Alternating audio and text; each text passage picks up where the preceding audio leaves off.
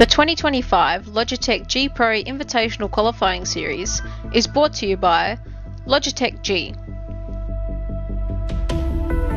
Motorsport Australia, The Gamesman, Playseat, OG Gear, Max Pappas Innovations, SimSpeed TV, Speed Cafe, and the Australian Sim Racing Group.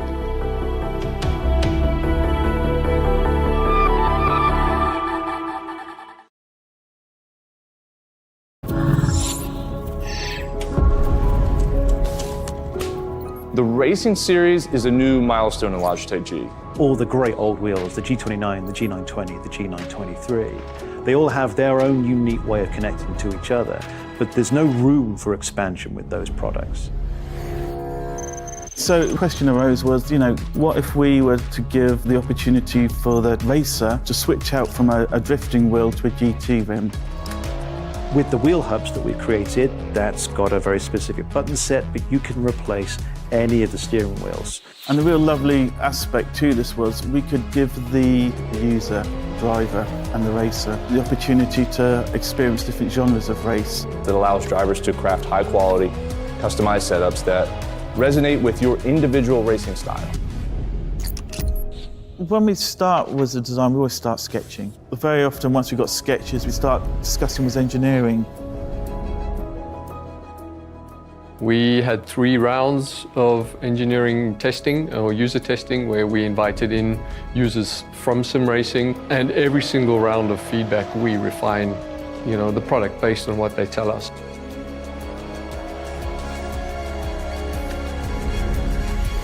In this sim racing lab, again, we're going to use data to really analyze what a driver needs. We've used everything from eye tracking to the inputs from the pedals, the inputs from the, let's just say, input devices, the wheel and the pedals, the shifter.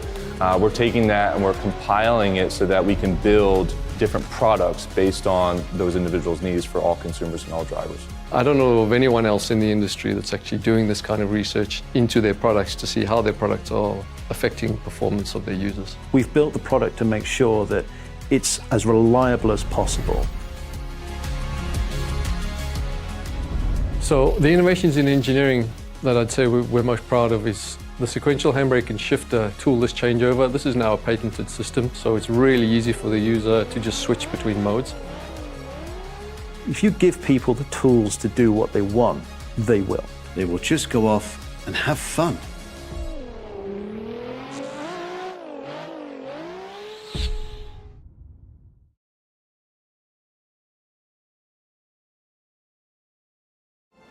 Weekend in, weekend out, Motorsport Australia officials are making waves.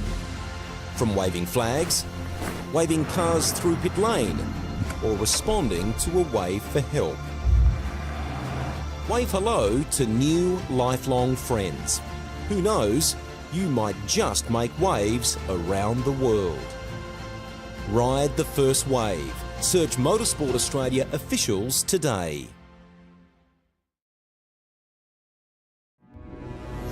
We are gaming fanatics. Our goal has never been to just play games. We think it's much better to feel like you're actually in the game. This feeling is what drives us as we create world-class gaming chairs. Our one aim, give you a brand new gaming experience. Help you move in perfect sync with everything on screen. Make sure you're having a ton of fun. It took us decades to achieve this, and we're still not satisfied. Every day, we wake up to get better. We'll never stop designing the very best to help you be your best. When it's all said and done, our job's only done if you're in full flow and focused on your victory. May you win, and win big.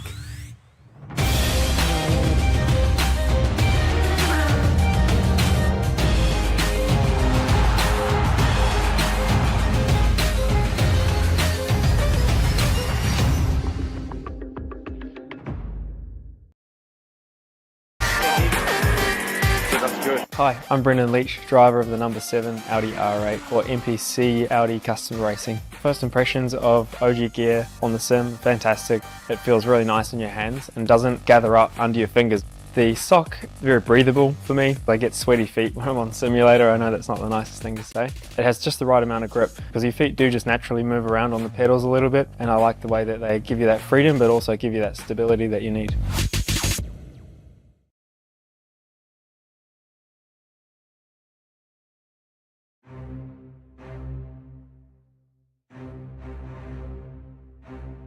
Another week, another opportunity. Tonight takes the Logitech Pro Invitational Qualifying Series to the mountains of Japan as we get set to decide our second driver into the series for next year. Emily Jones managed to find herself in the right place at the right time last week to lock in, which was good because she's off on holidays this week.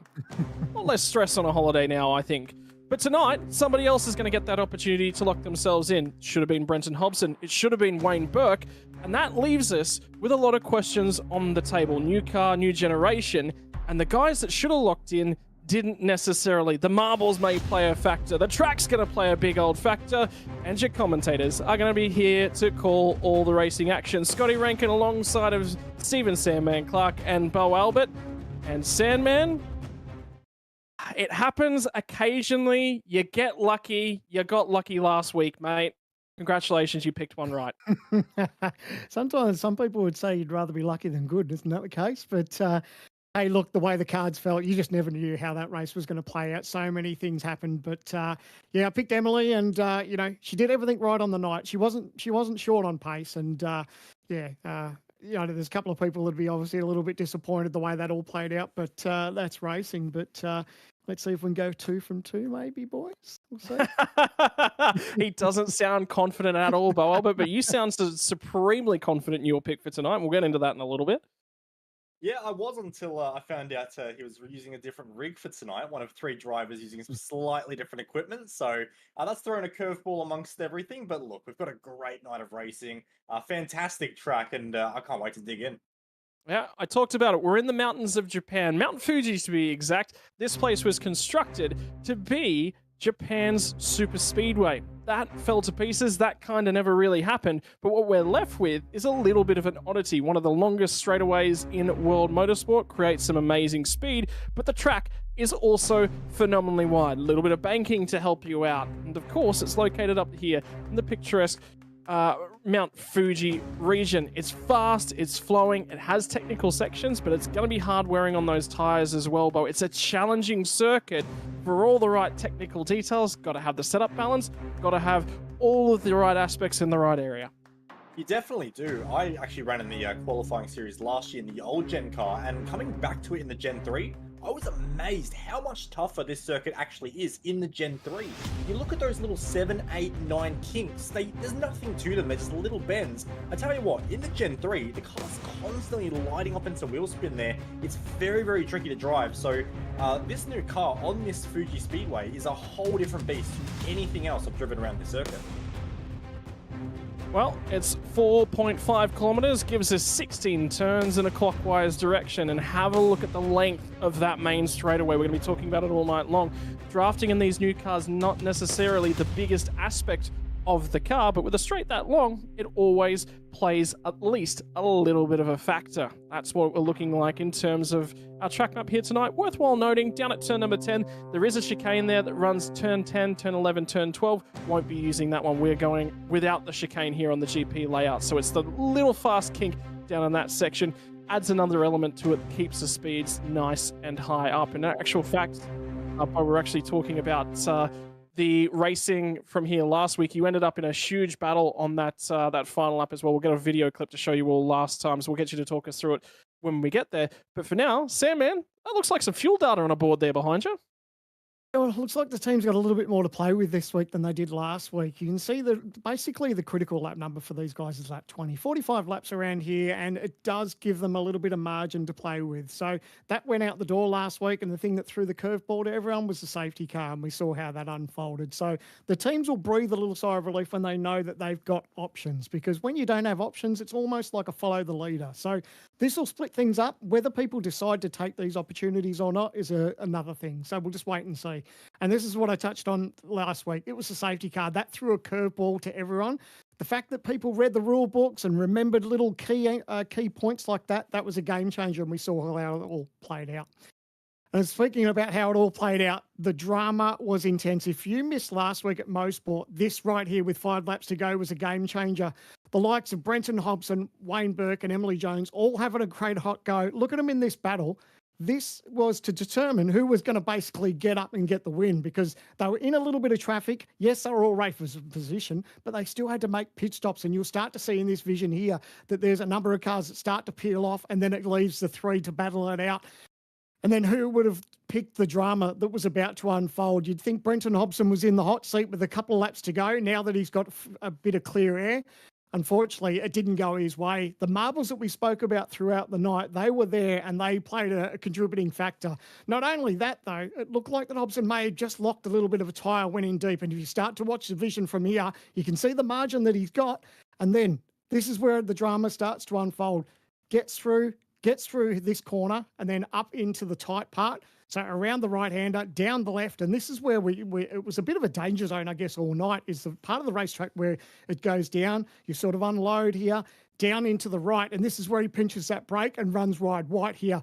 And this is where Wayne Burke and Emily Jones sneak straight through. Unfortunately, Hobbo goes back and then misses out on an opportunity. And of course, we saw how the rest of that race played out, where unfortunately Wayne Burke got that penalty and Emily Jones went on to win. So if you missed last week, shame on you, but don't worry, we'll make it up for Fuji. Fuji is going to be an absolute cracker of a race. Again, win and you're in, win and you're in and you're out, and then you get to sit on the sidelines and see who takes a checkered flag next week. Yep, you get to sit back, you get to relax, you don't have to bounce around in the middle of all the stress and all the drama that's going on. Check that out. I love this place. We were actually just going through a whole bunch of different broadcasts. We're talking about the series last year.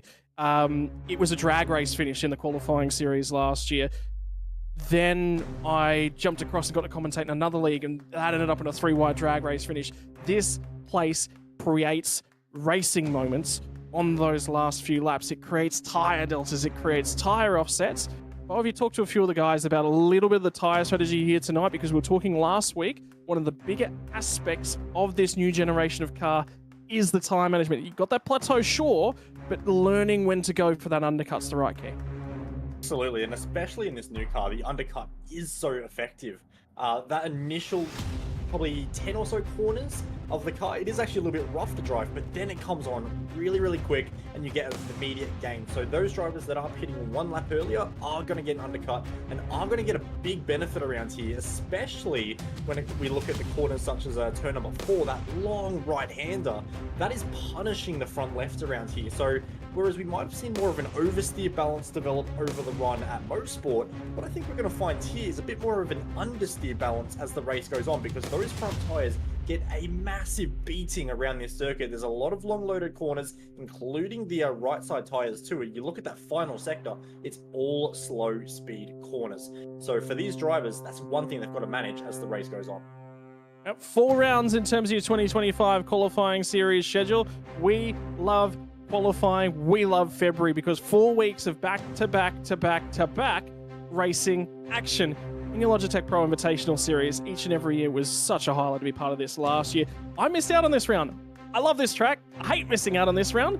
Well, who's going to lock themselves in tonight? Who's going to point their way in? Because remember, you win a race, you actually automatically straight through. So 200 points is normally the maximum points that you can score from any round. The problem with scoring 200 points, you automatically get kicked out. You're automatically straight into the main game. So Brenton Hobson walked away across the finish line in 3rd spot last week, finished in the lead in terms of overall points after the penalty was applied to Wayne Burke. Surprised, though, in the offing was Andrew Dyson. Didn't expect to see him that far forward. I think Dyson would be very, very happy with that one. Jacob O'Reilly's right there. Dylan O'Shea, Matthew Bowler, Glenn Postlethwaite. Have a look at the number of different teams that were in and around the right numbers. We had 6 different teams inside of the top 6 drivers in the finishing order last week. That was intense. We haven't seen breadth in terms of finishing results like that ever. We were already talking about what it looks like in terms of qualifying results, practice results at the moment. We're seeing that same breadth. It is going to be a phenomenal one. And then Bo, this clip right here. This was the qualifying series. 2 to go last week. There were tyre deltas. Phil Sell went for the undercut. Then this battle involved in front of you, and you're just sitting back there going, well, I'm not out of it, but it's going to take a lot to be in it. Oh, absolutely. At this point, I was just thinking about how much work would be needed to get to these guys. I sort of thought it was all over, but at this point, Maloney had way fresher tyres than Jared, and he was closing in a big way. And that's another thing we need to look for. Like I mentioned earlier, the undercut here is so effective, and that gain on tyres does last for quite a while. So that's what Maloney had in this situation, and what you'll see here as we're about to find out is this circuit does promote overtaking. It's so good for little switchbacks. You can see there's multiple different lines of attack, multiple different lines to defend as well. You can see a tight line from Phil Sell there, but Maloney was able to get the traction, get a great run, and keep this battle going all the way into the final stages. And of course, if you do remember watching this particular race, you will know there was a bit of drama at the final corner as well. But in the meantime, these two were just going at it, beating the doors off each other. And at this point, I'm starting to think there was a little bit of a chance running third, seeing these guys really going at it, just really slowing each other up at every opportunity, just crisscrossing every corner.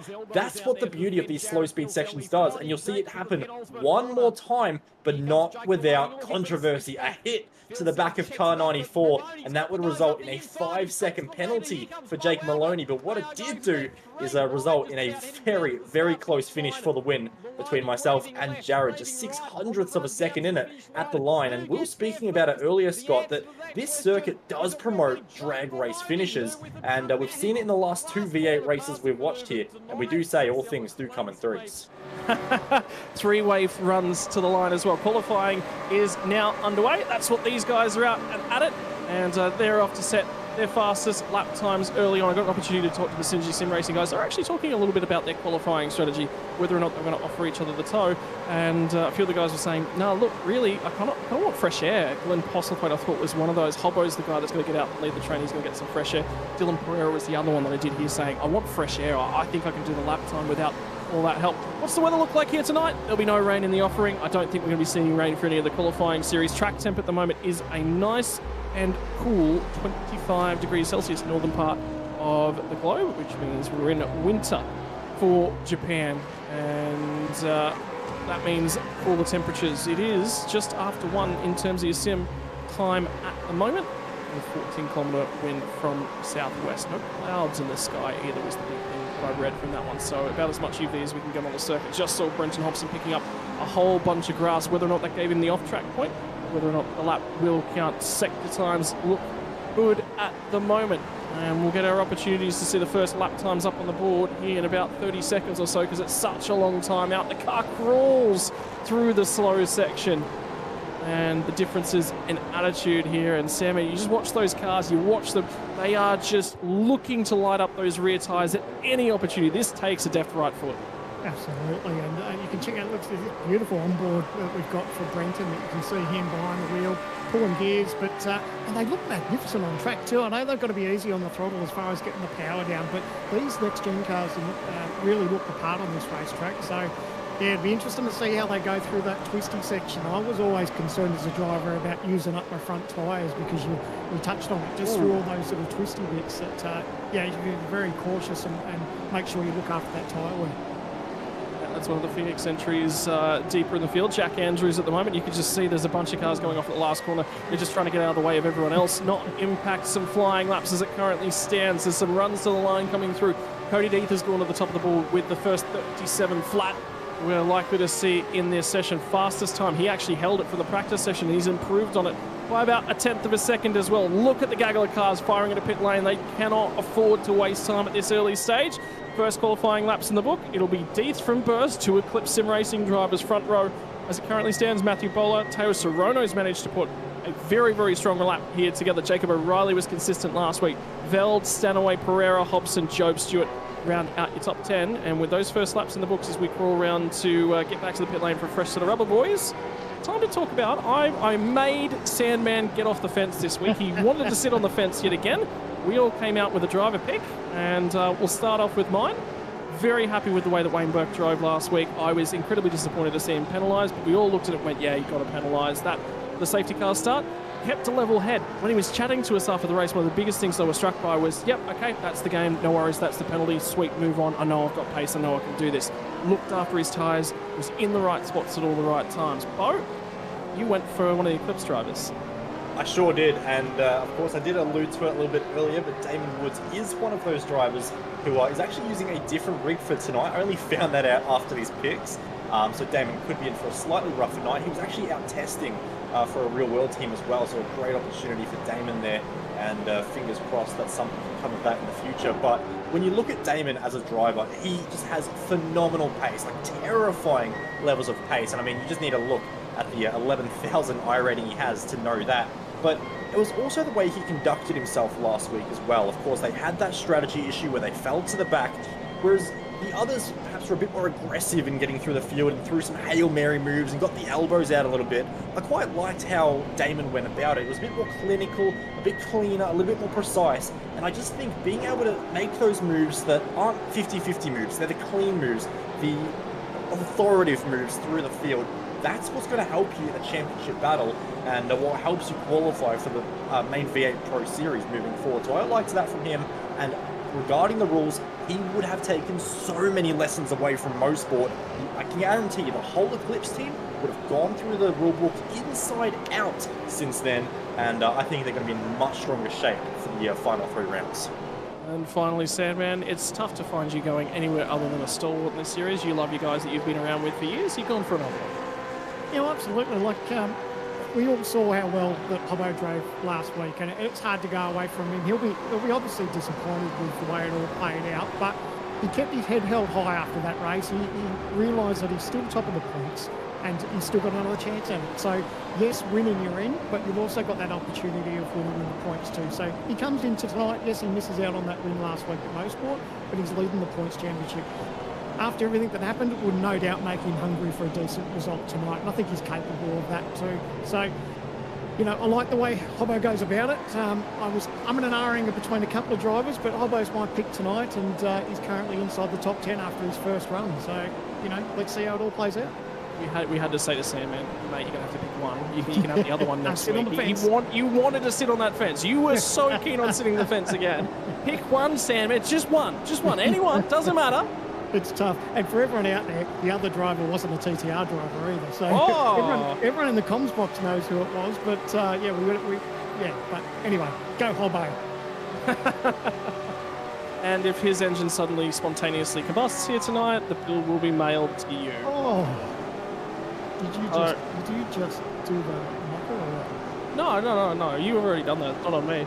And update from one of the other Synergy Sim Racing drivers. We did see an energy go last week from Dylan Pereira, and that is Brady Baldwin popping it. He hasn't popped that completely, to be fair. It's not healthy, but it's still alive. And the benefit for him, and the way that the rule is structured, Bo, is tow and you're out. The benefit here is that engine's still kicking. Yes, on the basis he can drag that back home. Of course, it's a long lap here at Fuji. And I'll tell you what, that's the final corner. So he has done a phenomenal job to limp that back around. That's a brilliant job there by Baldwin. But yeah, look, it's not the ideal way to end your session or have your session start off. But his session's not over. He still gets a chance to do more laps. He's made the car get back to the pits. So that is a big tick for him in the fact that his session isn't over and he can still advance his qualifying position. I was just thinking in the back of my head, should we play qualifying series as a numbers game and see who comes out on top? Sam would be already claiming he's got the win, so he's automatically in, right? So winning your in, so I'm in. Well, everyone firing off to complete their second time lap. We are coming up on just shy of halfway through the session. Drivers just gone through, and Dylan Burst will set another flying lap. I don't think he actually quite improved. He set a 137.124. Now he set a 137.152, so 300ths of a second further back. Hobbo has managed to improve on his second lap, so he is starting to climb those ranks once again. And have a look at Christopher Ireland, whose Ireland I don't think was actually here last week, so he missed out in the first round. Did get an apology message come through from Anthony Visma, one of the Accelerate Sim Racing drivers, having pedal calibration issues. So the 50-cent part, Sandman, we're going to play Sandman Bingo at some point in the season. So for those of you watching along with Sandman fans, you will get the opportunity to play Sandman Bingo. Look forward to that. In the meantime, Dennis Katarik and the 61 machine as well on the run down to turn number 1. So Pereira looking to try and find some time. Does improve on that lap, particularly with the amount of tow he just received. Pops himself deeper inside of the top 10. Jack Widdis is now coming out of the last corner. So I believe this will actually be to start a new flying lap actually for Widdis. He'll be out nicely on his own. There's a few drivers towards the tail end of the field yet to set a qualifying lap. Brady Baldwin, we obviously saw his engine. Jordan Ross is actually not in the series, so ignore that one from me. Tyson Broad and Jack Widdis both haven't set laps as of yet. And Robbie Pettis as well. Not seeing a lap time on the board for him. So there's only a couple drivers. The bulk of drivers have now set their times. And probably worthwhile noting, we were talking about drivers not at home and on their sim rigs at the moment. Damon Woods, Tyson Broad is another one, and Kurt Stenberg in the last week of his holiday in New South Wales. He'll return to his own sim rig next week. And sitting last drivers at a time down back of the field in 38. Someone caught your eye there, Sam, man? No, I'm just saying that's tricky. What you've touched on it, and Bo touched on it too, is that a few of the drivers that aren't racing in their rig, people that haven't done it, it's trickier than it sounds, and that could almost be a championship in itself for those drivers that are just trying to race in new rigs, because you're so used to your own setup, and yes, it's the same game and the same car, and you've still got a seat and pedals and everything else, but you get so used to your driving simulator that when you jump in someone else's, it's almost alien, isn't it, Bo? It's difficult to sort of get your head around. It really is, because obviously at your home rig, you've got everything set up exactly how you want it to the millimeter. Your pedals, your steering wheel angle, your seat position, not just how much forward it is, but also the tilt and everything. It is your own rig, you personalize it, you adapt to it. It is your sim rig. It's so comfortable for you to race in. Out of nowhere, you jump onto someone else's rig and everything's different. And it's just that approach on how you actually try and tackle that is so vital for these drivers, because everything's going to feel different. And they have to totally learn a brand new driving style. And that's a really tricky thing to do, especially for some of these drivers that I know are working on a pretty tight timeline and maybe only jumped in the sim rig for the first time in the last hour or so. Yeah, and Andrew Dyson having a moment on the way out of pit lane. Crosses the blend line. So that white line earns him a black flag, which means he'll have to drive his way back around to the pit lane, serve the penalty before he can go back out on track. So there's probably only enough time for another couple laps. Drivers having lots of problems with off tracks down at turn 10. We're talking about how fast and flowing that is. Last week we saw two Eclipse drivers take out the front row of the grid. This week is looking much the same, but not on lock in at the moment. And I'm just having a quick look at Damon Woods, who's right at the tail end. He's not had a lot of time because there was a quick run from, I believe, Queensland Raceway. He was in the Mercedes-AMG GT4 today. It was the drive that you were alluding to. It was a test drive to run that season for him. He's had a year out of real-world motorsports. Things just never quite came together, unfortunately, for him last week. That looks set to change. Could it change in the V8 supercars for him in the sim as well? O'Reilly on the run down the flag. Is that Ireland at the back end of that? It's one of the DPR cars. Very unlikely to be Andrew Dyson. Ryan Jones has gone around. So that was car number 11 there rotating at the final corner. I've just gone and had a look at what actually happened there. There's actually an altercation with car 92 of Rain Campbell. So that's just a little bit of traffic tripping over each other, as you'll see here, Scott, on the OG Gear replay. So looks like we got away from him. Yeah, but there was a question mark of impeding at the final corner. I don't know if that's impeding. I think that's just necessarily not the brightest traffic decision, unless there's more to that. There is more to that. It was that Ryan was actually on a fast lap. And Bo, how many times did we find you outside of the train last season? You know exactly how that works out. Yeah, don't remind me. It is a brutal experience when you find yourself out of sync, and it does snowball. It genuinely does. And your next couple of runs are all ruined. You don't quite get the drafts that you would like because you're out of sync with the other cars. It's one thing you almost can't afford to do, and it's a battle we've all debated with ourselves during the qualifying session. If you do stuff up that first run, and let's say you've invalidated it and the lap doesn't count, you just finish the lap anyway and just make sure you stay in sync. And even though you might lose an extra lap in your actual session in terms of going for a push lap, it might be worth it to actually just stay with the pack and get the draft As we take a look at Jacob O'Reilly, one driver without a draft, and doing everything he can to make sure no one else has a draft on him either, as he weaves across the front start-finish track. Look at them all in the background moving a little bit all over the place as they complete the run down to the flag. Cody Deeth at the moment sits on top of the timing sheets. Needs to find 7,000ths of a second to get under the 1:37s. Can't do it. 6:61 for him. Damon Woods, this is his first flying lap that he's really hopefully going to stick together. I've watched most of the lap. It's been relatively clean. No, it looks like he's struggled somewhere on that one, unfortunately. And it's not going to come together the way that he necessarily would have wanted. He'll start another flying lap. Cars off at the final corner. This was Anthony Visma's teammate, Greg Favell, who unfortunately will be without a flying partner here tonight. And they all snake their way into pit lane. She's a narrow old pit lane entry, and she's also one of those pit lane entries that can trip you up as well. White lines on both sides. Can't afford to cut them. You've got to attack pit lane entry here, Bo, but she's a cruel mistress when you get it wrong. Oh, it's such a tricky one as well, because it is such a fast entry, and not just that, but it's such a curved entry as well, because you'll see here, I think Sean McNamara might actually be heading to the pit lane himself. There's actually a painted section on the inside as well, right? Well, we just cut away from it, but there's a painted section there as well that you actually can't afford to cut, because if you cut that, you get a incorrect pit entry violation as well. And that penalty is actually about 44 seconds from memory. It is an absurd penalty, so over the top. And it did ruin races last year. I'm sure it will again this year. So you can see that red and white little painted section there. If you cut that too much, you can put two wheels on it. But if you go any further, the penalty is immense. So for these drivers, practicing pit entry is so critical, because we all fight over 1/10 of a second on the racetrack. But if you're leaving a second in the pit lane, it's just time lost that you cannot afford in this series. It's too close, it's too competitive. You can't afford to be leaving a second in just a couple hundred meters of racetrack. There's two guys in the com box that can afford to be leaving seconds. We tend to leave them everywhere, don't we, Sam, man? Seconds are not important. That's why I'm in the commentary box, mate. Yeah. I give up way too many seconds on a racetrack. That's why I'm here and not out there. Bo, can we organise a coaching session? We'll need about 30 of them between the two of us, I think. I consider myself a decent coach, but I can't work miracles, boys. Man. Checkmate. Get him out of here. No. That was well. Well, he's obviously seen us drive. Yeah, he's listened to us too much before he's prepared. He's done his homework. All right.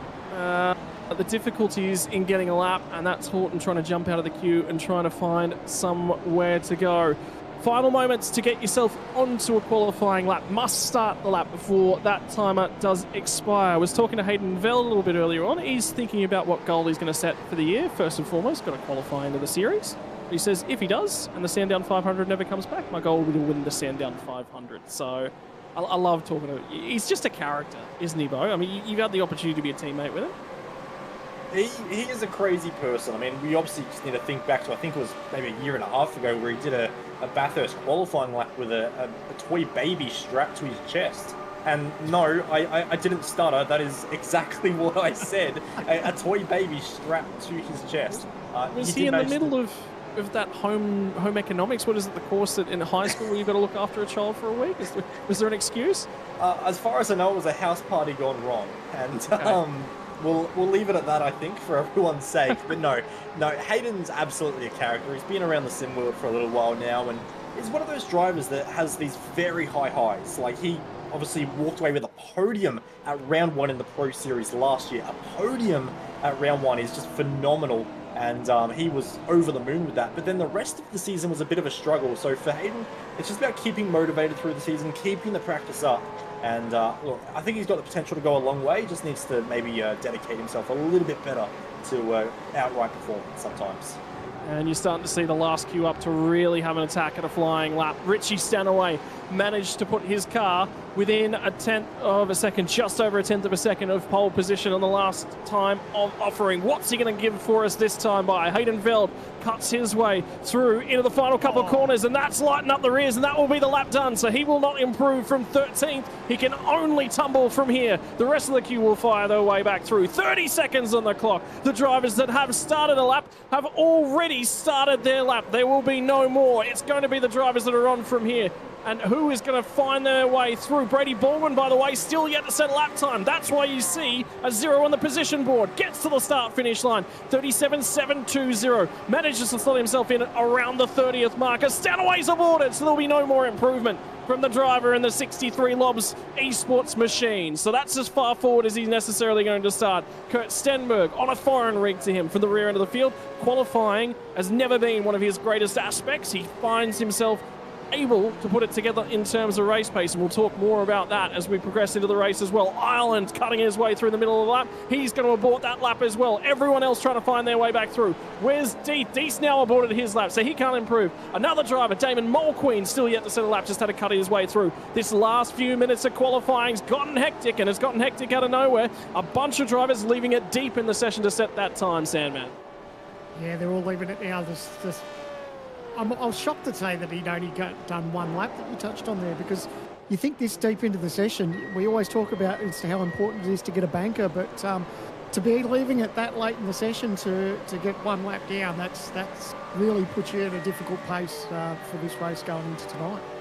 Dylan Burris not quite able to improve. Misses out by 0.05 of a second. Hobson gets to the line. Is he able to get it down beneath that mythical 36? No, but he does improve by 0.03 of a second. Shuffles himself a couple spots further up. Cable's inside the top 10 as well. These are all the drivers that have finished their lap. There's about 10 of them left to go. There's another driver, Mulqueen, will not set a lap. He'll be starting from the tail end of the grid. No qualifying time set for him. Josh Horton on a flyer as he tries to improve on his run to the line as well. No, it's all over for him as well. So he'll practice another pit lane entry. There's a queue of them. There's a slew of them out of the last corner that are all racing their way back to the line. Only one driver looking to try and improve. Tyson Broad, one of the drivers on the foreign sim rig, needs every opportunity to get seat time, and I believe he did improve on his lap time, but not by enough to find another position. We'll start at a 40th spot here tonight. Preston at the tail end of the field. That looks like a car that's not necessarily on a flying lap. Indeed, he's not. Qualifying locked in, boys. That's the grid. Lock them all in. And Fuji for 45 laps, here we come. And again, it's Eclipse Sim Sport on top. But the big story on the final lap of the session, Wayne Burke slots himself in a P2, and I like the sound of that. Yes, well done there for Berkey. Looking for redemption, and great position to be in now. Front row of the grid for the start of this race. Good job. Here we go. We'll run through the qualifying positions because they're just all about locked in. We've got a couple of interviews to do in part of our Gamesman grid walk, but once again, your place seat, pole position is going to go the way of an Eclipse Sim Sport driver. Last week, he was on pole position, and this week he's going to back it up and go, sorry, my apologies. Deeth was deeper in the field last week. It was Burst that was incredibly quick last week. Cody Deeth manages to put himself to play seat pole position this week. Wayne Burke will line up alongside of him, making Eclipse and Vermilion front row.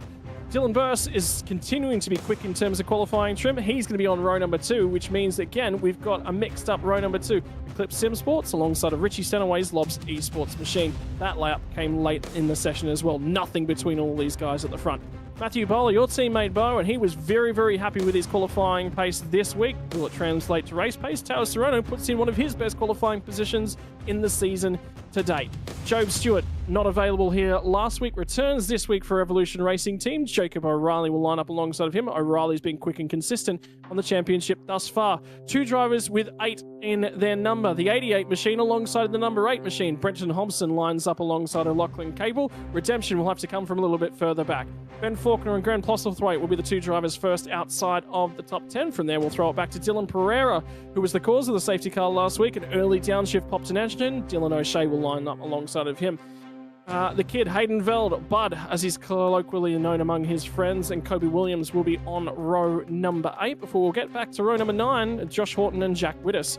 Ryan Jones wasn't happy with a few of the moments during qualifying, got a little bit checked up. He'll be inside of the top 20 just. Tom Freer will line up alongside of him, a shift in teams for Freer, remember, this season. Tice Hodge and Jake Blackhall just outside your top 20. Greg Gravel and Andrew Dyson. Dyson, after finishing 3rd last week, is a long way back in the field, unfortunately. Andre Youssef and Sean McNamara in behind them. Brian Borg and Rain Campbell out of 27-28. Jessica Tarek, Chris Ireland, Corey Preston, and Brad Ratu going to round out our top 30. And have a look at that. 6.5 tenths of a second covers 30 drivers. How about that? Yeah, Preston and Ratu 31st and 32nd. Brady Baldwin did manage to get a lap together and won't necessarily be overly happy with that. Benefield will line up alongside of him. Michael Taliancic and Damon Woods deep in the field won't necessarily be comfortable with that, but maybe the race pace is good enough to move forward. 37th and 38th will be Jack Andrews and Sebastian Van Delp. And then from there on back, 39th and 40th will be Andre Heimgartner and Tyson Broad. Outside of the 40s, we'll have Kurt Stenberg. Then we'll have a few drivers who weren't able to set a qualifying lap. It'll be Ryan Bettis and Damon Mulqueen. And there's that pretty old safety car that we were talking about. And ladies and gentlemen, that is the play seat pole position all the way through the grid. And time to jump down and walk through our Gamesman grid work. Cody Deeth, you've been quick in this new car. The new generation is suiting you comfortably. Back up at the pointy end of things here, mate. Short run down to turn number 1. How are you feeling here tonight? Yeah, much better than I was this time last week, that's for sure. Starting off pole, best position to be unless we get cannonballed to T1, but see what happens. Yeah, pretty happy. Mate, new generation of car, you've been feeling quite comfortable, quite confident in terms of things. Has it been a little bit of a head spin because this is something that's a little bit outside of your normal wheelhouse? Yeah, it's been a bit more difficult, obviously with GT3 commitments with European stuff like that. But it's interesting. But as I said last week, enjoying the challenge. It's something a bit different, so I'm happy with it. Take us a little bit through some of the team stuff that happened last week. Obviously, there was a few mistakes, few errors, and particularly in terms of the rule book. How did the team respond, I think, is the biggest key that we were all looking for. Well, look, I think we just we pulled our heads in a bit, read the rules. Yeah, I mean, I think we've got ourselves on top of the rules this time round, so should be a much stronger performance. And finally, mate, anything that's a big concern here tonight? Anything you're just sort of thinking about and going, I've got to keep an eye on this? Well, shout out to Damo, first of all. He's currently on about 15 minutes of practice on a different rig. So look out for him. He should be able to come through the field pretty well. But, just look after the tyres. Hopefully do some fuel saving as well. But not sure how much we'll be able to do with that if I'm in the lead. But we'll see what happens at the end of the 45 laps. Mate, get the head down. You sound quite cool and confident, and that's what I wanted to hear from you. Congratulations on the play seat pole position here tonight. Good luck with the race. Cheers for that. Thank you. Sandman's gone for a little bit of a wander deeper down through the field, and will be chatting to the driver of the 222 machine, Jacob O'Reilly, and Sandman for a chat on your Gamesman grid walk. Thanks, mate. Yeah, road number 4, Jacob. Starting out of P8, mate, for Vermilion Esports. I reckon that's the first box to tick when you're in qualifying. If you're inside the top 10, you're in with half a chance.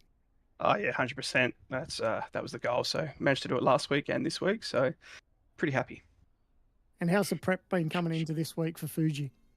Yeah, not too bad. Done quite a few laps and feel really, really comfortable with the car at the moment. The VM team has really put their heads together for the last 2 or 3 weeks on these races and done a great job here again. Now, we saw a little bit from Mosport last week where pit strategy can play a real factor in this. Have you guys got some sort of idea? Obviously, you don't want to give away too many secrets to anyone who might be paying attention, but no doubt you'll have some sort of idea as far as when you want to pit. There's 2 pit stops that need to be made tonight, and that'll be playing on your mind a little bit. Yeah, we've got a few ideas, like, it's a few different splits in the fuel take, but I think it's a really good idea, this fuel cap. It's really spicing things up a bit too, so should be a good race anyway. All right, Jacob, well, all the best. Keep that car clean, and fingers crossed we're talking to the end of the night, but until then, mate, all the best. Awesome. Thanks, lads. And Bo, I think we've given you the short end of the stick again. You're down to P24 where you're caught up with Andrew Dyson.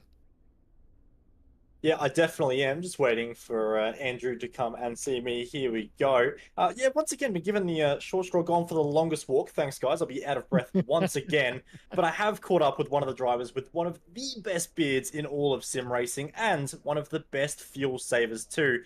Andrew, there's a fuel cap coming into tonight's race. I know how good you are at fuel saving. Do you think you can use that to your advantage today to move your way up the field? Geez, that's what I'm hoping I can do, because that's probably my only hope at the moment. But yeah, I think all the boys have got that in mind. We all haven't qualified super awesome, so we're just going to go out, save as much fuel as we can, see what we can jump, play some straight games, and see what happens. Well, sounds like a good plan to me. Of course, you guys have been, in my opinion, one of the surprise packages of this Gen 3 car. You guys have been fighting well up the front of the field when it comes to the official races. I think back particularly to the week at Navarra, you guys were extremely quick. How as a team are you guys finding the new car? Do you think it suits you guys a lot better than the old Gen car ever did? I don't really know, to be honest. I actually don't think we're going all that well. I mean, if you look back to the official week at Navarra, the participation wasn't all that great. So that probably pumps our stocks up a bit when you think about the participation level. But no, the boys we did pretty well, and we're trying to do our best. But at the same time, we're not trying to put in unsustainable hours as well. We just want to come out here and have a good time of it. So yeah, it would be nicer to be closer to the front, like we have been in the officials. But this is pretty competitive, so yeah. No, that sounds good to me, mate. Well, you guys have been doing a great job, and hopefully you can work your way through the field. Realistically, from 24th on the grid, what do you think is possible for tonight? Oh, if I can get into top 15, that'd be great. If not, I haven't done good enough. We'll see what happens, eh? All right, well, no worries, Andrew. I will leave you to it, bud. All the best, and keep looking after that beard, mate. I was about to say. You'd be disappointed Before he it's not goes. there no more. Oh, no. that was just about to ask, mate. What's the number one tip? All the sim racing fans out there in the world want to know what is Andrew Dyson's number one beard care tip. Well, I can say from experience that the number one tip would be maintenance. Like it actually is quite high maintenance having a beard. That's probably what turned me off having it. That and all the greys coming in. But yeah, I mean just high maintenance. Stay on top of it. Keep it trimmed. You know, you don't want none of those split ends, and then you'll have a good beard. Thanks, Dice. So lovely to rough you up before the start of the race, mate. Enjoy. No dramas. See you, boys. What I love about this field, though, guys, part of the reason that draws me to this sort of stuff is the fact that we get to sit back, relax, and enjoy with a lot of these guys. I think that's when I went for a little bit of a wander and chatted to a few of the guys through the garages. Everyone you walked into, the Synergy guys, they're just having a blast. They're having a giggle. They're enjoying themselves. Went down to Vermilion, they're having a giggle. They're enjoying themselves. Jokes about who got sacked this week. You know, little bits and pieces. Sim racing is fun, and you get that. I love working with the team here because it is fun.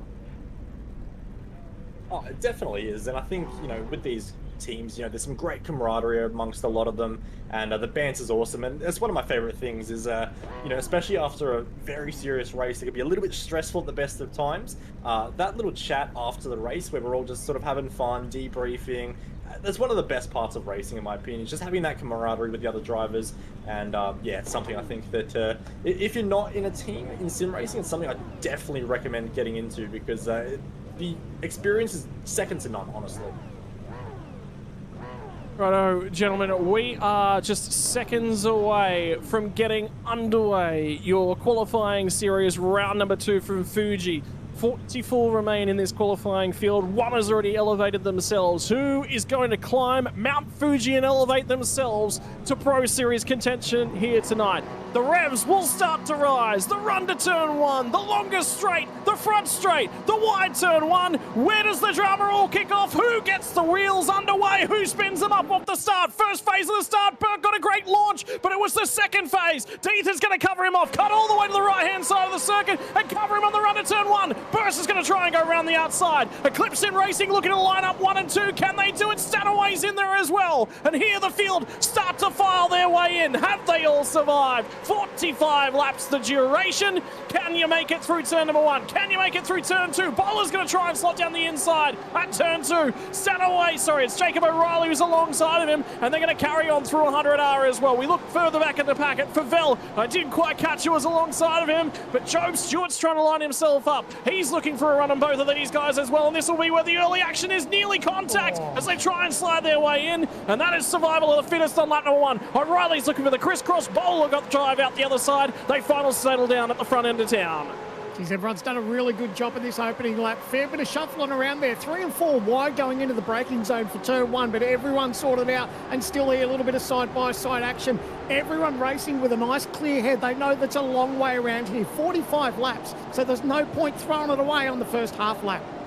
Yeah, now they'll start to line themselves up. Who's going to go on the fuel save strategy? Who's going to go aggressive? Who's got the tyre life? This is where we start to build it. You can just see the car's a lot more stable as they exit through the last couple of corners. We talked about that last week, the difference between race and quali trim. Both thinks they're going to go tighter. They're going to go pushy. They're going to go understeering on the front end of the car. What does the tyre life look like? And most importantly, put yourself in the right lane. Get the draft. You do not want to be standing out alongside someone as you come off of the last corner. You want to be in the draft, build the run. Who's able to make the moves when we get down to turn number 1? Look at Richie Stanaway starting to close on Dylan Burst. Not quite able to do it. Somebody is going to dive out. I think that's Horton who's trying to slide himself down the inside. Not quite able to get the job done. Postlethwaite got the elbows out last week. Looks like he's getting a little bit the same here again. And there's contact at turn 1.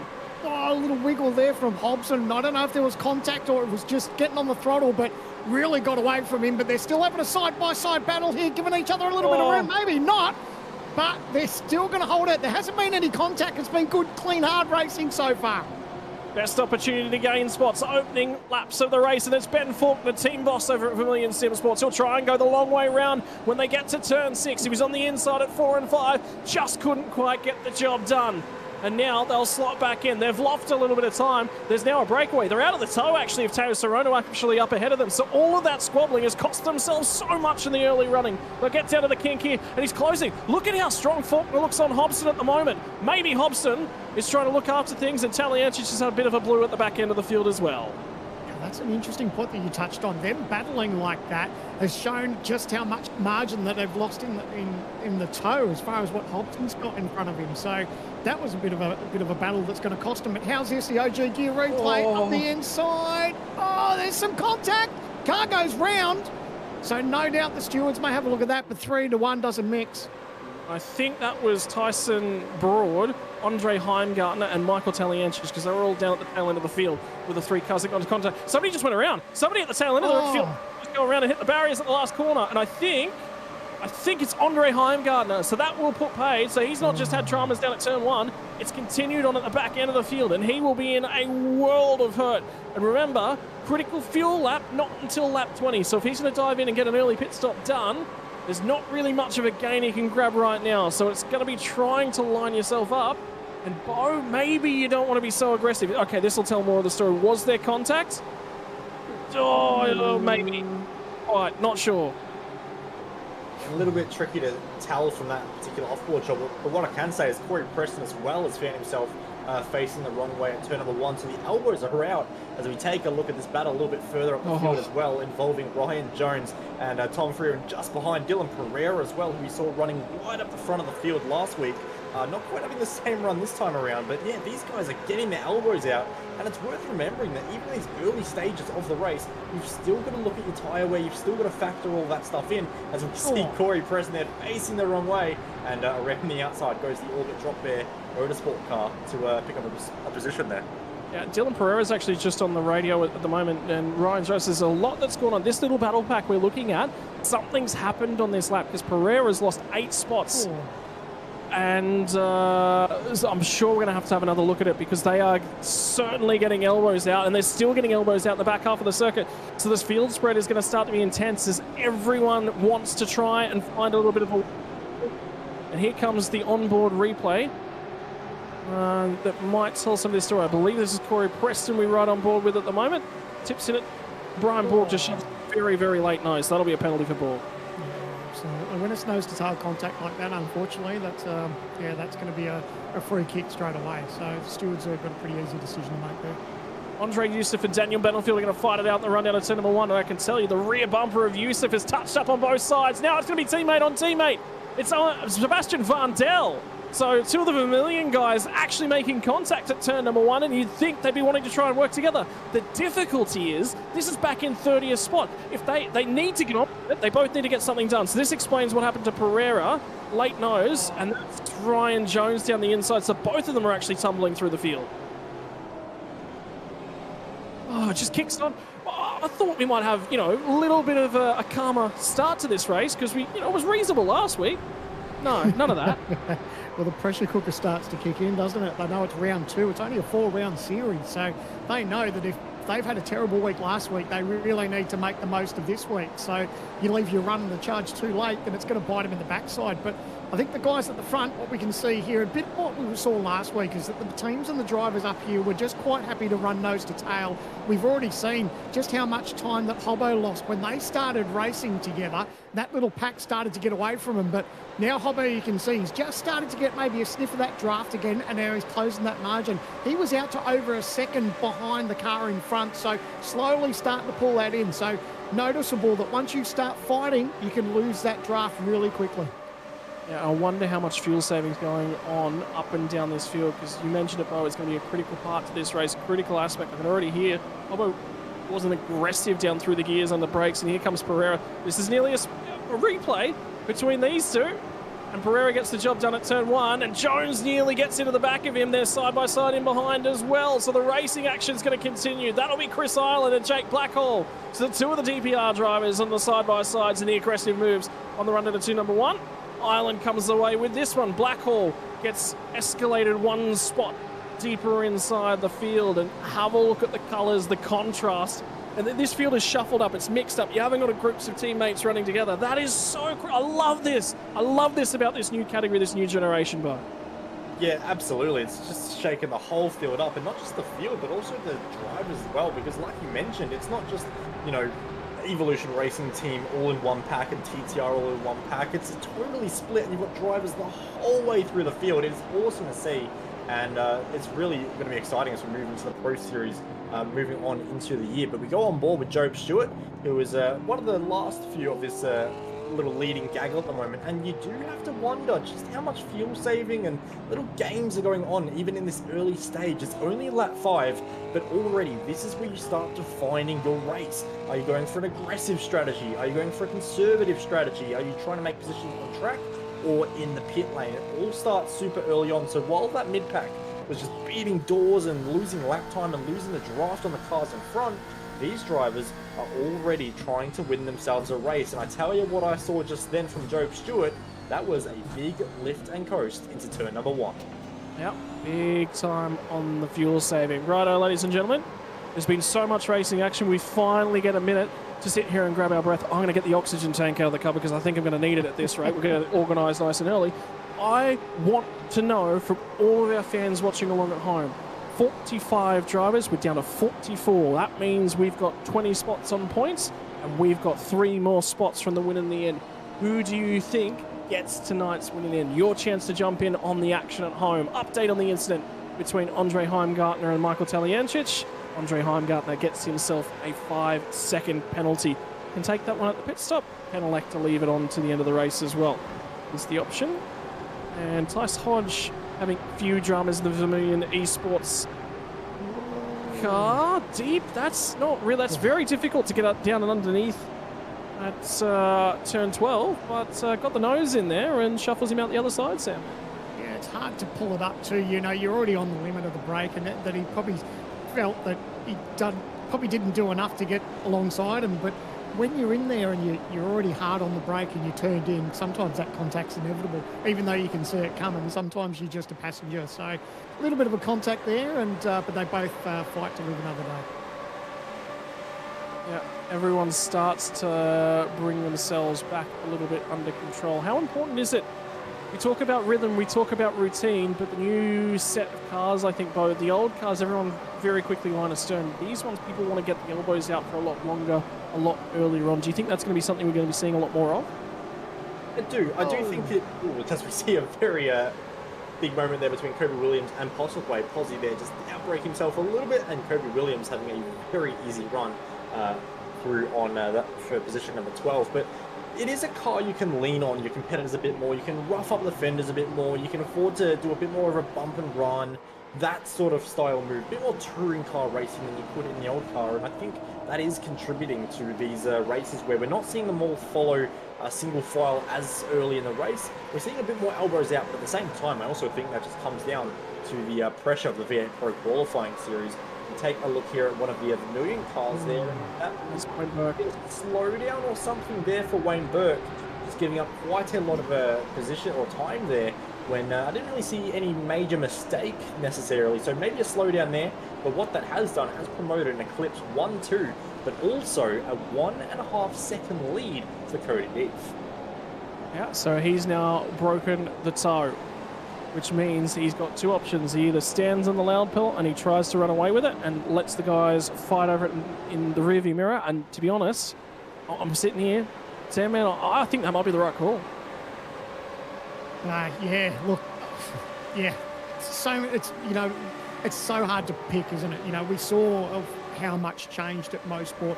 We probably would have, close to the halfway mark, we would have already picked the winner and then would have been wrong at the turn as it turned out anyway. So, yeah, you're right. It's looking good, but I think it's too early to call on lap 8.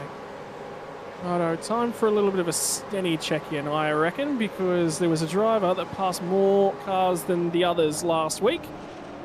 And it was the driver of the number 47 machine, an absolute stalwart in terms of the V8 supercars scene in Australia. He's thinking he might be a little bit consigned to being a co-driver this year. Unfortunately, results have not been his way. The timing of things have not gone Stinny's way. But he had supreme race pace last week. He was able to overtake a whole bunch of cars. And that got him the OG Gear Hard Charger Award. And by the way, OG Gear, had a chat to Paul from OG Gear a couple of weeks ago. They've got new gloves on the way out, boys. The new Pro Series gloves. So there's more coming from the OG Gear products. And he passed on a fresh set of gloves for me to get my hands into. I've been enjoying having my mitts wrapped in... There's a nice fresh sim racing gloves. Oh, you a glove man? Less of a glove man? Definitely a glove man. It's just a lot nicer, especially for the endurance races, because as we get an OG Gear replay here of Wayne Burke. And I did get asked by my producer, can you get a slowdown penalty at turn number 3? The answer is you definitely can. I think that right there pretty much explains what we see from Wayne Burke there. You can see all 4 wheels beyond the white line, and he would have got pinged. And that's why we saw him dropping some positions to both Dylan Burse and Richie Stanaway. And I think he can get one on the outside of that corner as well, on running too far over the curbing. So there's one at risk on the inside, there's one at risk on the outside. But you've got to press the limits either way, or else you're just not going hard enough. Dylan Burse has actually had a little bit of pace. He's starting to run his teammate down a fraction. Closed on that last lap. How much? 0.05 of a second. That's how much difference there is between a few of these guys up at the front end of town. Stanaway's climbed his way to 3rd.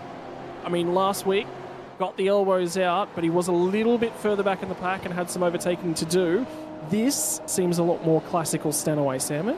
Yeah, look, he was very fast last week. It was easy to see, and yeah, I think he knew that win was probably a missed opportunity for him for the penalties that he received and such. So, yeah, I figured we'd see a different Stanaway tonight, and it's definitely looking that way at the moment. You know, he's not doing anything silly. He's just staying in touch with the leaders. It's only lap 9 of 45, so he's getting himself with a rhythm. He's not worried about anything at this stage. So it's just cruise control for the moment until they start, thinking about those pit stops that they need to tick over. Something worthwhile noting, we talked a lot about it at the conclusion last week, and it was in the 5 main takeaways from the first race of the season. Have a look at the little spicks and specks on the racetrack that are starting to show up, and you saw a few of them flick up into the air as they come off the final corner right there. Marbles time, boys! I've never been great at walking on marbles. I don't think race cars are either, Bo. No, and I think we found that out very quickly at Mosport last week, and I'm surprised it's actually taken so long here, especially with turn number 4 here, with how long it is. It's just murdering that front left tyre, and that's where I think we're going to see most of the marble build up, especially if we see cars side by side through that particular corner. Because we saw last week, the second you get even the smallest bit of tyre onto those marbles, there's no coming back. The car just gets dragged out further and further and further, and it is game over for you and plenty of positions lost. So for these drivers, absolutely something they have to look out for, and especially moving forward with the debris refresh that iRacing has brought out as well.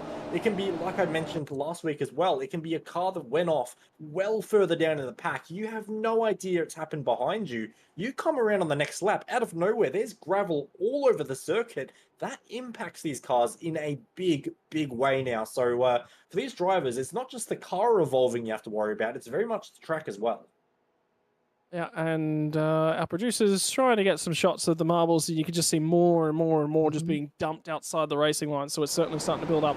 5-second post-race penalty has just been added to Jack Widdis's time, so that was the car that we saw trying to get down the inside late on in the lap as well. That was the contact that we saw a little while ago, but Stanaway's got pace again. He's starting to climb closer and closer and closer to Dylan Burst. What will the lap times be this time by? Well, the big thing is you get out of that last corner a car length earlier. You can get on the gas a car length earlier. It takes you a long, long time to recover that back. Now the toe starts to kick in, and you can see that he is closing. He is closing. He is closing. Burst opted for a little bit of fuel save there. Stanaway moves to the inside, starts to show the nose. Burst went in deep to turn number 1. Whoa. Here comes the opportunity. Stanaway shadowed him, showed him the nose in the rear view mirror, and he cracked him.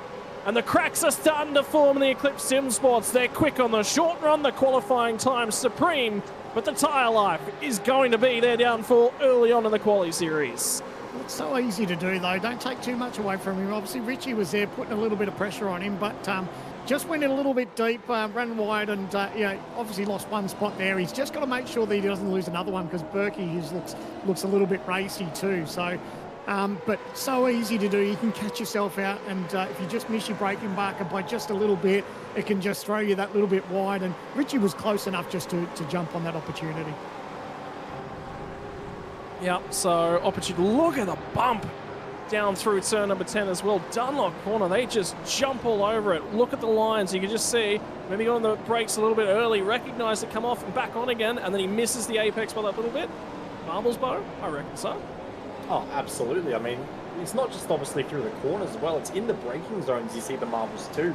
And yeah, I don't know if that was the biggest contributing factor there. I sort of agree with Sandman. I think it was just a little bit of pressure from Richie there, and even just a tiny little bit of a misinput from Dylan Burst there, braking just slightly too late at those speeds. If you brake, a tenth of a second later, that could be 2-3 meters plus.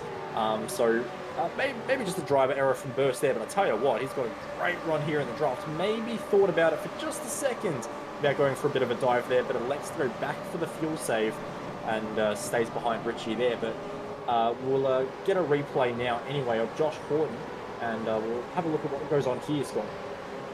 Oh, look at the slot, look at the wheel work as he tips it in down through turn 10. That's nearly like some disco work, but on the steering wheel. You're supposed to do that with your feet. Josh, save that for the dance floor, mate. He held on to it. That's the main thing. Yes, it got away from him when he went offline, but thankfully he's still pointing in the right direction. But goes to show you just how quick. Look at that. Oh, how's the control? Just a quick hard left. And now he's managed to rejoin. Just quickly to interrupt, sorry guys, I've just noticed one driver that wasn't facing the right direction around was actually Jake Blackhall. Just got turned around at turn number 1 there. A bit of contact with Brady Baldwin. We'll see if we can get a replay there.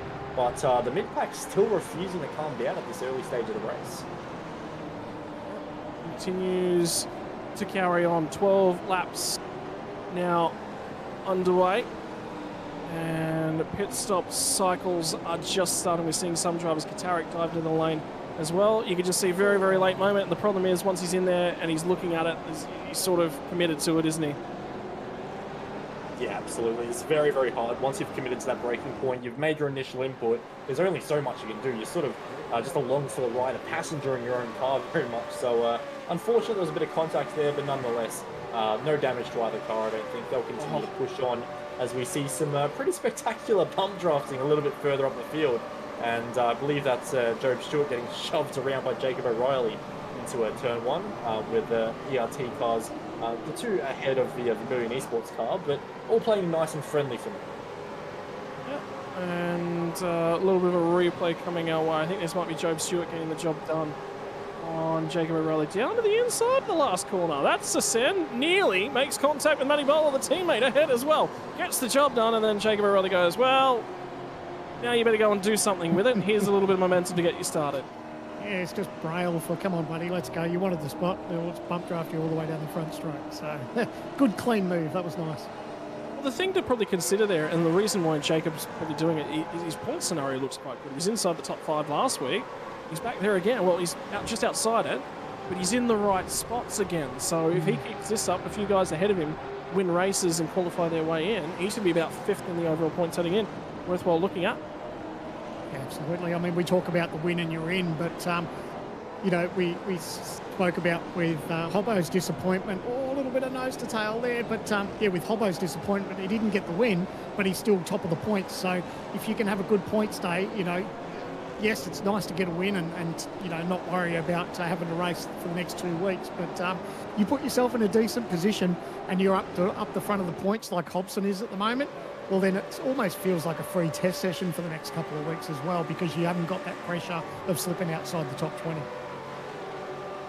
And pit stops starting to cycle their way through. We've had a bunch of them down towards the tail end of the field. A few drivers came in at the end of lap 6. Brian Borg had a drive-through penalty to go and serve, I believe is the reason why he's been through the lane. Andre Youssef, Dylan Pereira both been in and out of the lane. Sebastian Varndell, Kurt Stenberg, Dennis Katarik, Ryan Bettis, Rain Campbell, Brady Baldwin, and Ryan Jones all been through the lane. And the last 4 of those came in on the current lap. Brady Baldwin picks himself up a 15-second penalty for that contact. We all sort of said, yeah, that was a very late nose, probably coming his way. And just watching, Ryan Jones has actually just run wide on cold tyres down at Dunlop Corner. So higher temperature build-up. We were a little bit about it last week. I think most sport, you probably get away with it quite okay, but those front tyres, the rear tyres heat up straight away, don't they, Bo? It's the front tyres that are the problem.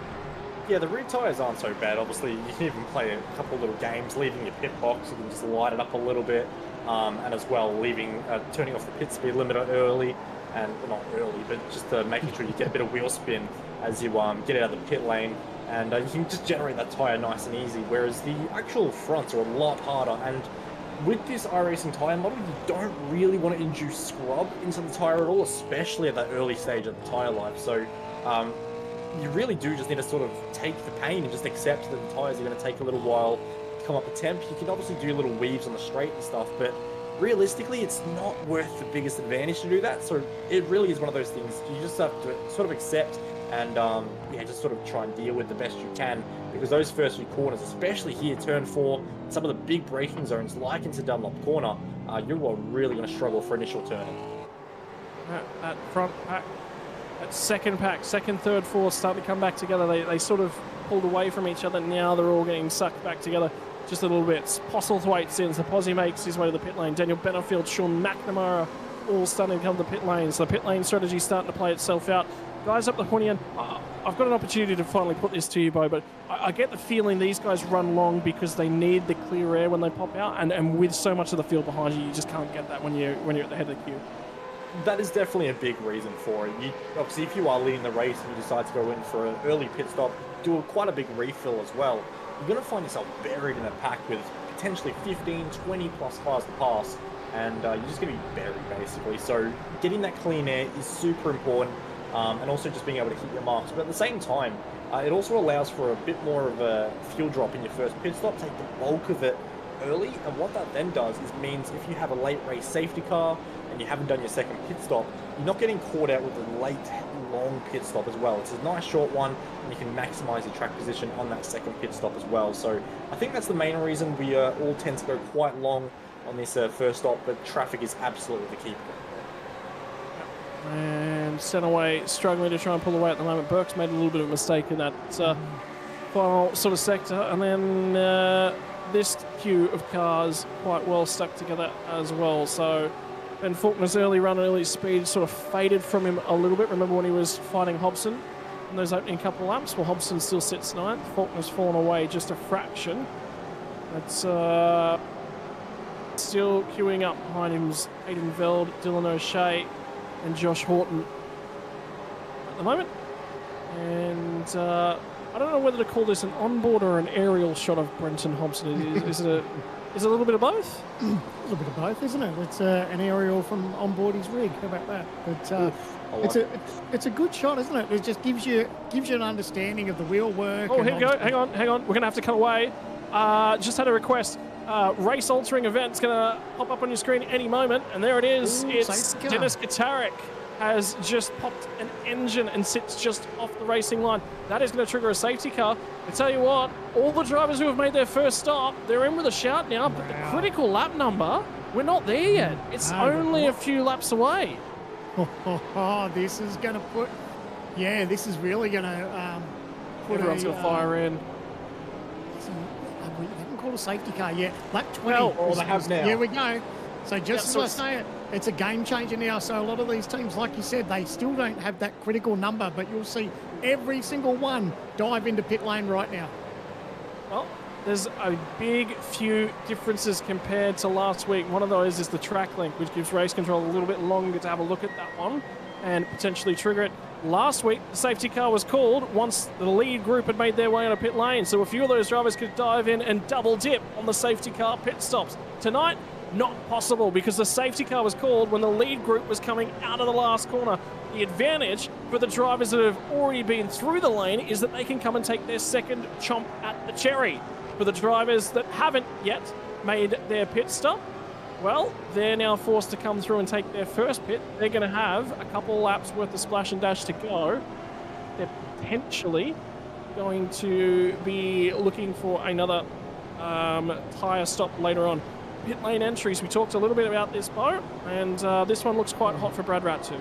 Yeah, a little bit too quick, and I'll tell you what, a little bit too wild as well. Very lucky to not collect the arm code there from Brad Rat. So unfortunately, he did have quite a large penalty there. But yes, good call out there, Sam, man. That was a nice little jump there for Richie Stanaway. Very quick pit stop there compared to the Eclipse car of Dylan Burst behind. And he's going to find himself with a little bit of track position here. But at the same time, Cody Deeth has found himself buried after going into the pits with a 2-second lead as well, with Job Stewart being one of the biggest beneficiaries out of that pit stop cycle, it has to be said. This is going to be a little bit of an interesting one to unravel.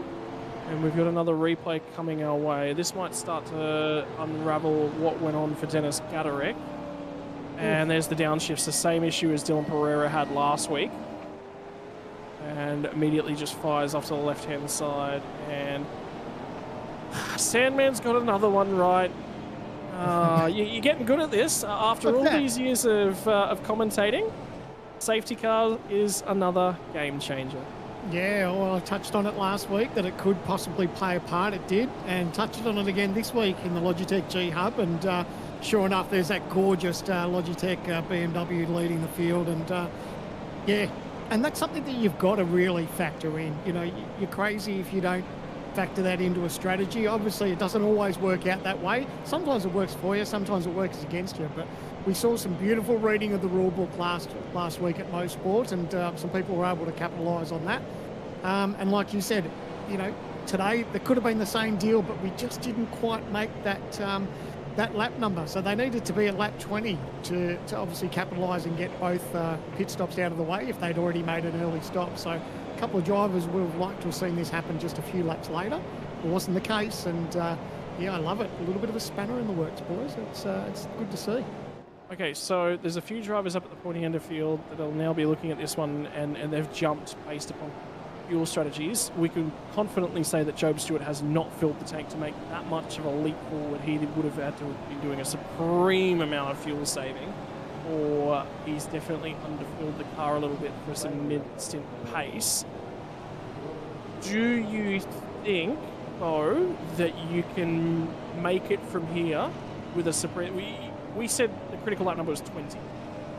Do you think you can save 2 laps worth of fuel and run fast enough that if you were to pit the car back up from here and you're one of those cars that can make the second pit stop, I think it's a big enough gain that you're worthwhile willing to risk it, aren't you? There's definitely going to be somebody who decides to risk it. And the other thing you have to factor in as well is at the moment, at safety car speeds, these guys are using a lot less fuel at the moment. And they'll be playing into the factor as well in that you don't have to save quite as much fuel to make that critical lap number, but it's still a long way, and I know how much time is spent on the throttle here at Fuji. That would be a big fuel save. You know, don't get me wrong, lots of big braking zones here, lots of drafting opportunities. There is the potential to do it by all means, and I can promise that somebody is absolutely going to roll the dice and see what they can make happen here. But for your front runners, I just don't see it being the optimal strategy right now. I reckon we're going to see them continue to push on and continue with a more traditional strategy, but I'd be keeping an eye out on a few drivers further in the pack. I mean, we spoke to him before the start of this race, currently sitting in position number 14, Andrew Dyson. He's one of those drivers that loves the alternative strategy sometimes. Yeah, so just having a quick look at a few of the drivers towards the tail end of the field that are certainly trying to do the strategy. I'm looking at Jack Andrews, Andre Heimgartner, and Kurt Stenberg have all just come back down for that splash in the dash. That was the 3 drivers you saw on the tower on the right-hand side that were looking to take advantage. Drivers that are certainly making gains at the moment. Ryan Bettis, Damon Woods, well, okay, he's made quite a big swing in it. Chris Ireland and Andrew Dyson making big gains, but the question will be is if you have a look at Dyson, 13-second pit stop versus a lot of the cars around him have got maybe 10 seconds more worth of fuel on board, so he is absolutely sacrificing his overall race scenario potentially for some gains right now, and he'll have a very light, very energetic carbo as well. No, he will, so he should be able to make hay while the sun shines. And yeah, just thinking about that, he still needs to give us his second pit stop, so that won't be the case for him going all the way to the end from here, but we'll see if anyone else does think about it as this race goes on. But more importantly, I think, is the Logitech G BMW safety car has pulled away from the field, and Richie Stanaway is about to get us set up for a restart here. Yeah, and he wields one of these things in supercar stardom in the real world. Now he's going to be unleashed on the field. What can Richie Stenaway do? What does the pace look like from the Lobs Esports Camaro? Can he start to step away at the front end of the field with a little bit of an opportunity? Dylan Burst is going to try and go along with him. Can Cody Deeth rescue something after taking a huge drink at the pit stop? What is his post-restart pace going to be? In fact, he's much, much better than Job Stewart on the anchors, and he nearly got down the inside. There's a touch. Oh. There is a little bit of contact, just the slightest amount. He's going to rattle the cage of the ERT machine of Job Stewart. And remember, how good is this for a little bit of a look-in was that Stewart sat on the podium last year. Stewart is a driver in the real world. This is the youngsters of tomorrow taking it to the boys who've got the drives of today. Don't mind the little bit of bump and run there. That's okay. You know, the little bit of bump and we were touching on this a little bit earlier, weren't we, Bo? That you know, you can be a little bit more aggressive with these cars. You don't get as punished. Remember back in the era of Gen 2 and before that, if you had that little bit of panel damage, it paid you big. You know, it paid out on you big time, especially in the long straightaways. Yeah, it used to act like a bit of a parachute, didn't it? Have a look at this. Have a look at the rundown through. Now watch the rest of the field as they all fire down on in here as well. I love these sorts of shots because it just tells you this is what our sport's about. Who was getting the elbows out? Who got the run off the final corner? They're all pretty tame. I've got to be honest. Look at the build-up too. Yeah, no one's willing to step offline. There's Brian Port fire down the inside. I think that might have been a Brad Ratchu. The drop bear livery. Now, at the end of the safety car restart, I just can't believe that we've already got another one and that they're going to be... I just see him being such a big thing moving forwards. Cody Deese making a little bit of inroads. Remember that the Eclipse Sim racing cars were quite good early on. He pulls to the inside. Stewart's still on the fuel save. So Deese just going to send it down the inside. Stewart does not want to fight that one. He is still trying to maximise his race position through fuel saving. In the meantime, Cody Deeth wants to get the elbows out, wants to get on the loud pedal and wants to work his way further forward. Is he sacrificing that overall race strategy though as a result? Yeah, Bo. Potentially. It's hard to say, of course. You might be just trying to save a lot of time in the pit stops coming up because, of course, all these cars towards the front do owe us a second pit stop still. So that could be his train of thought, is just save a bit of time in the pit stop, just stay with this pack ahead, and he'll make some track position that way. But it is risky, especially if you have the likes of Wayne Burke, who we know wants to play things aggressive. Matthew Bowler behind as well. We know he wants some good results on the board. And as a teammate to Job Stewart as well, you'd think there'd be some communication there about actually letting Bowler go through if Bowler's committing to pushing on, which I know he doesn't like the fuel saves too much. So I do see him pushing quite hard as well. So for Job, it's a tough spot to be in, but really guess it all depends on his pace right now. If he can save fuel quite comfortably, keep Wayne Burke behind and stay with the Eclipse and Lobs cars ahead, well, it's a great position to be in.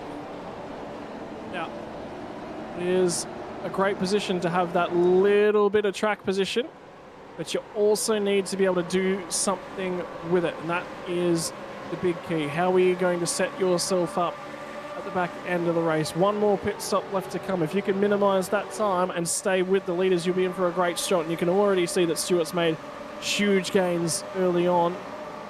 Look at them all. They're all just single file. No one wants to lead at the moment. Stanaway's sitting there going, you know what? Maybe not the best decision after all. It reminds me of the old days of Dale Jr. racing at Daytona. He was like the Pied Piper. He would just sit out in front and drag everyone else along with him. But yeah, I think for where everyone is at the moment, Hobbo has got his work cut out for him. And all the beards. He's got a little bit back. What is he, P14 now at the moment? So yeah, he's got his work cut out for him, but it's a good little ding-dong battle. As we saw before too, when these guys start scrapping, they do start to lose touch with the guys in front. Well, the big thing to probably be aware of in this one is Dyson's, remember, got 10 seconds less worth of fuel. So right now this chain that's sort of caught up in behind Hobbo, if he just lets Dyson go, well, Dyson can probably pull him along to the next little pack. And then he can sit there and happily go back to fuel saving.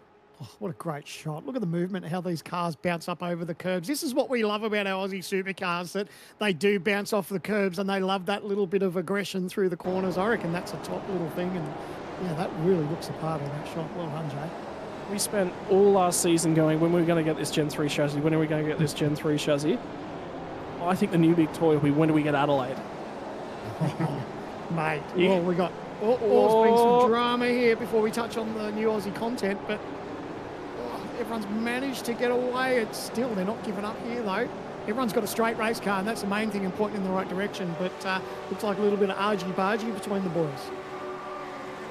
So paint traded, and you can just see as well that Lorraine Campbell, he's got a little bit of damage on the front right-hand corner. Corey Preston's now going to outrun him, and that was the Vermilion car, which I think was Tice Hodge.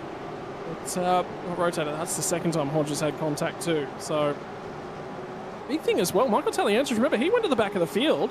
He's in this battle pack. This is in around 26 spots. So after getting rotated early on, that safety car, Taliantras is a great little spot. Some people love the old safety car, mate. Brings them right back into the equation. Love it. So, yeah, all right. Now it's time to pick your brains. We both said, what, late in the year was probably going to be when we got Gen 3, and we got proved right. We knew it was coming. 3 tracks to stick in the back of your mind. Pukekohe, Adelaide, the Bend. You reckon there are this year, or you reckon there are next year? Question. Love it to be this year. I don't think it will. I think it'll be next year. No, I agree. I think there's a chance we get Pukekohe this year. I reckon that's probably our best shot. The Bend's possibly super late in the year, but Adelaide absolutely not. I reckon Adelaide will be quite far away into next year, possibly even season 3 or so next year, because it will be quite an intensive one for iRacing to work on. But yeah, absolutely, that will be more than worth the wait. Oh man, I was so excited. I think the entire sim racing world, every time I talk to a lot of the American friends, they all go, man, I love seeing those supercars just jump and bounce all over the curbs. When are we getting street circus from Australia? I said, boys, they've been scanned. We got Adelaide, it's coming. And so they're a big love internationally as well. For Joshua Horton, how about the door-to-door run on the way down to turn number 1? They're going to get closer and closer and closer in the braking zone as well. And he finally slices to the inside of Greg Favell. And Damon Woods is tagged on the back end of both of these guys as well. So he's now brought himself forward and into the equation. He's just outside the 20s. So after, leading for a long way, or, not leading, but right there and in the equation last week, adjusting this week, he's just getting better and better and better as the night goes on here tonight.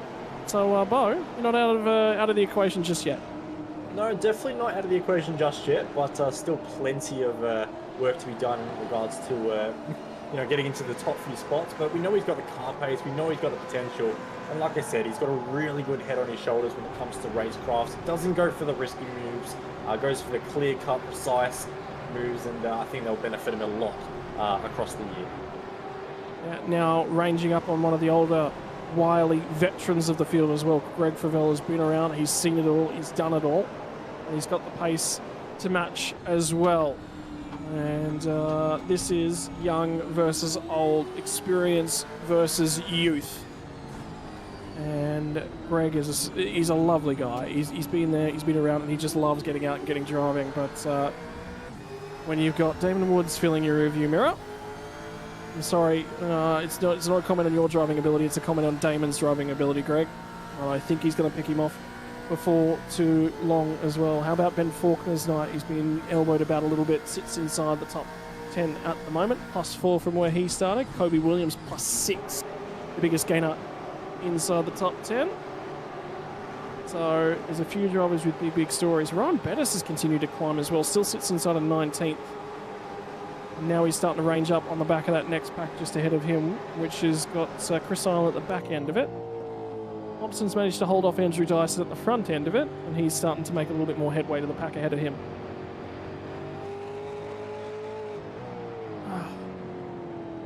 Right, Sandman, if you had to pick a winner out of that top 5 at the moment, so Hobbo's not in that top 5, you can't pick him. Don't sit on the fence. No, Pick I me won't. one. I won't, because my second pick that I know Jay knows, and I'd said this long before the broadcast started, I was tossing up between Hobson and Stanaway. So my pick easily is Stanaway because he was my second pick. So, yeah, I think he's doing all right so far at the moment. Yes, he's leading, and it's always, it's always easy to pick the car that's out front. But he wasn't leading for a little while there, and then just slowly got the job done, and then obviously made a big jump in the pits. But yeah, coming into tonight, it was a toss-up between Hobson and Stanaway. So, yeah, for me, if I have to pick out of the top 5, it's Stanaway. He was on the back foot last week, got the elbows out, earned himself 30 seconds in post-race penalties. That certainly doesn't help. I just watched this overtake as well. This is a really, really good one. We're talking about youth versus experience. Youth got the experience out on the marbles down at turn 11 and gets the job done. 1 spot more gained for Damon Woods. Moves himself to 21st. Now he's got to go and track Joshua Horton back down again, and that next little battle pack as well is just down the road. So more stories yet to come. It's not decided as of yet. Well, come on, boys. What are your picks? You put me on the spot now. What's yours, Scotty? Job's playing a quiet little responsible role. The only question mark I had over him was, does he have a fuel bill to pay? So I know he's your teammate, and I guarantee Bo's sitting there going, damn, he's taken away my pick. But look, Wayne, you know what? Okay, I'll let you have him because Wayne Burke's inside the top 5. But I did say Wayne at the top end of the show, so I can double down on Wayne. Bo? I'm going to go against what you might think, and sorry, Brenton, I'm not going to go for the teammate here. I still like Cody Deek's position right now. He's running third. We've seen that he's got very strong car pace early on in this race, where he actually managed to break the toe and he picked the battle back behind. But at the same time, his last pit stop was 5.5 seconds longer, according to my timing screen, and you can see it on the screen there as well. So I think Cody Deeth right now has the heaviest car in the field, which should mean a shorter second stop, and with his car pace as well, I think he's in a great spot for the remaining 20 laps of this race. Sorry, Bronson. We must clarify, he's talking to his team boss there. That's an apology to Brenton O'Brien, who is team boss over at Evolution Racing Team. So, overtake deeper in the field. I think this will be Christopher Ireland getting to the inside of Tom Freer, and it was really interesting chatting to Tom Freer because remember he's had a team swap gear, carries on, and there's the elbow as well, and that's Rain Campbell who's climbing in behind him. It's still not done. It carries on out the other side. How good's that? A bit of door handle to door handle. Love it. You'll like both of these guys as of late as well. I've been catching Chris Island in a whole bunch of oval racing lobbies, by the way, and Tom Freer has certainly been partaking a little bit of that. So that'll keep Sandman a little bit interested in this battle. Freer back down the inside when they get to turn 1 and parks him on the marbles. Strategic little deception. And Bettis cleans the pair of them up cleans that up as well. Sorry. I was waiting for him to dive up the inside and make 2 spots there into the braking zone. Just wasn't quite close enough, but managed to get 1 spot. So that was a good drive. It's interesting. I caught up with Tom Freer a couple of times. I really love chatting to him at length because he's one of those guys that he'll have a chat to you, he'll have a yarn about what his thought processes are. Sometimes a lot of drivers will get clammy and they'll be like, I don't want to give away all my secrets. Tom's not one of those guys. He loves having a bit of a yarn about what he's thinking, where he's at. He said at the end of last year, he's just done. He's just really, really done with the Gen 2. If the Gen 2 had stuck around for another year, I might not have had a crack. But the Gen 3's really revitalised him, and an opportunity with a breath of fresh air sometimes you're just surrounded by guys. He loved working with Synergy, loved working with the Synergy guys, but he also just wanted a new opportunity, and that's what Vermilion's given him to him. So different group of guys around, and maybe not necessarily doing the best in Gen 3 hardware, but there's some work to come there from Tom Freya. So he was frustrated at the end of the last year. I hope he's a lot less frustrated now. I think it's a real shot in the arm that the Supercar Series needed anyway, as the upgrade to the Gen 3. I think it's revitalised a lot of people, and just watching the racing and the racing that we've seen so far with this car has been brilliant. So, yeah, I think we're lucky that we've got the Gen 3 update, a little bit of nose to tail possibly here, and yep, dive up the inside. That was a beautiful move under brakes. Just doesn't want to run too wide of the marbles, but holds on to it. Nice stash. Both ended up great marbles, and now Island's going to try and fire it back down the inside as well. Who get on the outside here, and this is what we talked about. These long flowing kind of corners, you kind of have to release the throttle just a little bit. You can't maintain that full throttle pressure. Down to turn number 10, Island gets around the inside, so Free's going to lose 2, and he might lose a few more because there's another teammate lining him up in the background as well, as Horton's now caught this back. Horton dives the inside. Free is having a horrible lap. Something's gone wrong there for sure. Woods fires himself through into the top 20, so he's lost, what, 4 spots in half a lap. I wonder if the last 2 were anything for a slowdown, because the first 2 it was like he just got caught out of position, but the last 2 spots that he lost happened so quickly. Maybe Marble's hanging on to the time. Maybe is the only thing, but I think you're right.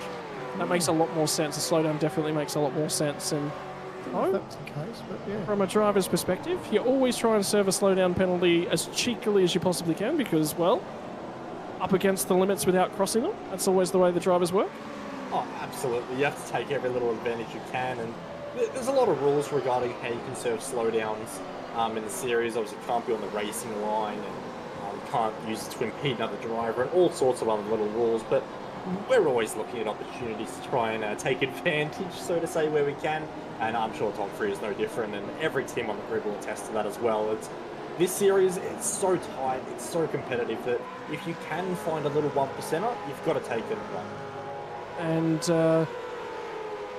to those drivers, those fans that are watching along, it might be your first ever iRacing stream that you've ever joined into. Hello and welcome to Gen 3. Aren't you enjoying everything that you possibly can? Slowdown penalty, what is that? Well, iRacing has a function that says if you use an out-of-bounds area, it's sort of like an off-track system, but a little bit different. So effectively, you can't use the out-of-bounds areas. If you cut a corner too much, iRacing will have specified ways or specified time limits that you must give back a certain amount of time. And if he has indeed himself up a slowdown penalty, we saw one from Wayne Burke earlier in the night, wide at the final corner as well, out and into the marbles, and lights it up for Matthew Bowler, so he now loses a couple spots. Drops him behind Dylan O'Shea, and Ben Faulkner walks his way a little bit further forward. It's a slowdown penalty that you must give up a specified amount of time if you cut the track, and they're harsh. You might have gained 1/10 of a second by cutting the track, but you'll lose 1.5 seconds. That is effectively iRacing's way of making sure that you've got to stay within the track limits. So the squabbles continue on the run down towards turn number 1. Kobe Williams has driven his way inside of the top 10 now as well. And this little battle pack at the back end of the top 10 is starting to get quite spicy, and Damon Woods, boys, just picked up another one, so he's up to 19th, so he might actually get the hard charger at the moment, the way that he's overtaking cars left, right and centre. I don't imagine we'll be too far away from a lot of dive up the inside. Yes, and the elbow's out as well. Yeah. So something's happened to Bo. Something's happened to Bo. Yeah, he got forced into the commentary box with us. That was something did happen to Bo. But Matthew Bowler, out in the marbles, extended period of time, and not happy with Kobe Williams ahead. Uses the driver's favourite, or second favourite communication tool. The first one's the bumper, the other one's the headlights. I was going to say, definitely the bumper's the first one. Boys, another wide. Geez, we're seeing it a little bit now that a lot of drivers are just running that little bit of wide, and we're getting caught out by that was bump drive. Yeah, that was a little side-by-side action, but people are getting caught out by the marbles a lot in the last couple of laps. Matty Bowler is just everywhere on this lap, has been into the marbles. He might just dive into the lane because he's just about sick of getting his head beat in by everyone in this group. He's lost a whole bunch of track position on this lap. Finally, team boss Ben Faulkner. Look at the light up. Everyone out of the last corner. So Does that remind you of that expression session at the end of the wet Sydney Motorsport Park race? Brenton Hobson, we were talking about running to the lane. Brenton Hobson is running to the lane. It's funny, just before all that started to kick off, I was thinking, we're probably not too far away from pit stops because, yeah, you want to get your pit stop over and done with, but you don't want to leave it too late too because you don't want to capitalise on those, on those fresh tyres. So if you leave it to lap 40, 5 laps probably isn't enough to capitalise on that good rubber. So it's good to see Hobbo's jumped in the lane and he's going to, get on those fresh tyres, have a little bit of car pace. It'll be interesting to see how much longer it takes for the leaders to dive down there as well. Well, I think the biggest thing is that everyone's squabbling at the moment. That's what's going to be the biggest gain. Yeah, sure, there's some tyre gain, but if everyone keeps fighting each other back and forth, there's an extra 3 or 4 tenths a lap that they're all losing. In the meantime, you're just out in clear air and gaining. So that might be the bigger gain. At the moment, we're talking with shoes a little bit on the other foot in terms of those pit stops. And this racetrack provides that too, doesn't it? I mean, we were just talking with that video that we were talking about at the start of the show with Bo. Like, he was surprised how much gap that he closed up just because the 2 drivers in front were squabbling, and we've seen it again tonight. All right, so Hobson's in, final pit stop. Corey Preston's also dived in. Tom Freer, well, he'll dive to the pit lane for sure after a moment being outside the track boundaries. That'll just trigger a pit stop for him. Keep your eyes on this battle pack. None of the lead group dive in. Anyone in this group is going to think about it? No, not necessarily. Job Stewart, by the way, has lost the back end of the lead pack. There's been another little drama, and this is Tom Freer, and that is Chris Ireland on the inside. So there's a fair bit of tag going on there. George Freer did a good job. Hold on to that. Football calls it bring back the biff. I think we should say something similar. We're going to have to find a moniker.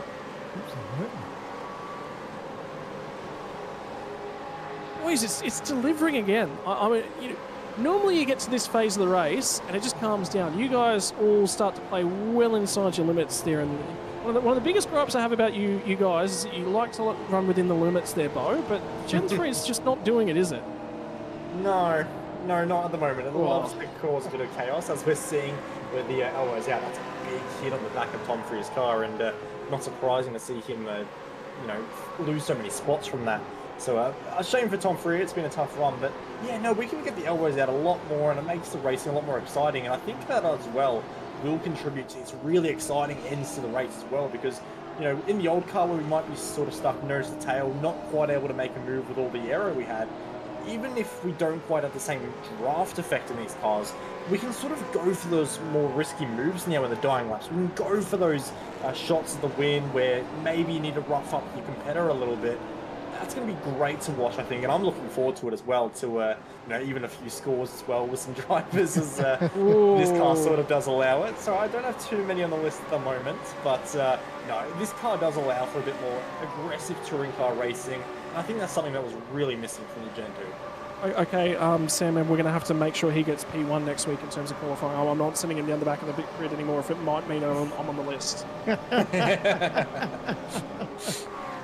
So I might get the joggers out next week in terms of Gamesman Grid Walk. Right, Ryan Bettis is also going to fire into the lane. He's the only one from that lead group on this lap. No, the next car in behind him has also dropped into the lane as well, which is Rain Campbell. So have a look at back up the front. Cody Deeth has closed that margin in a little bit. Job Stewart's fallen off, and Burke is sort of stuck in behind him. But is he trying to fuel save? Tice Hodge, by the way, has just dropped in for fresh tyres, and he's popped out behind the leaders, but it was a very, very long... You know what? I reckon Tice Hodge might have been speeding on pit lane entry, because he's just dived the lane in a very, very long stop for him. So there's a lane entry penalty, whether or not it's crossing the pit lane lines or whether or not it's speeding, we'll have to find out. But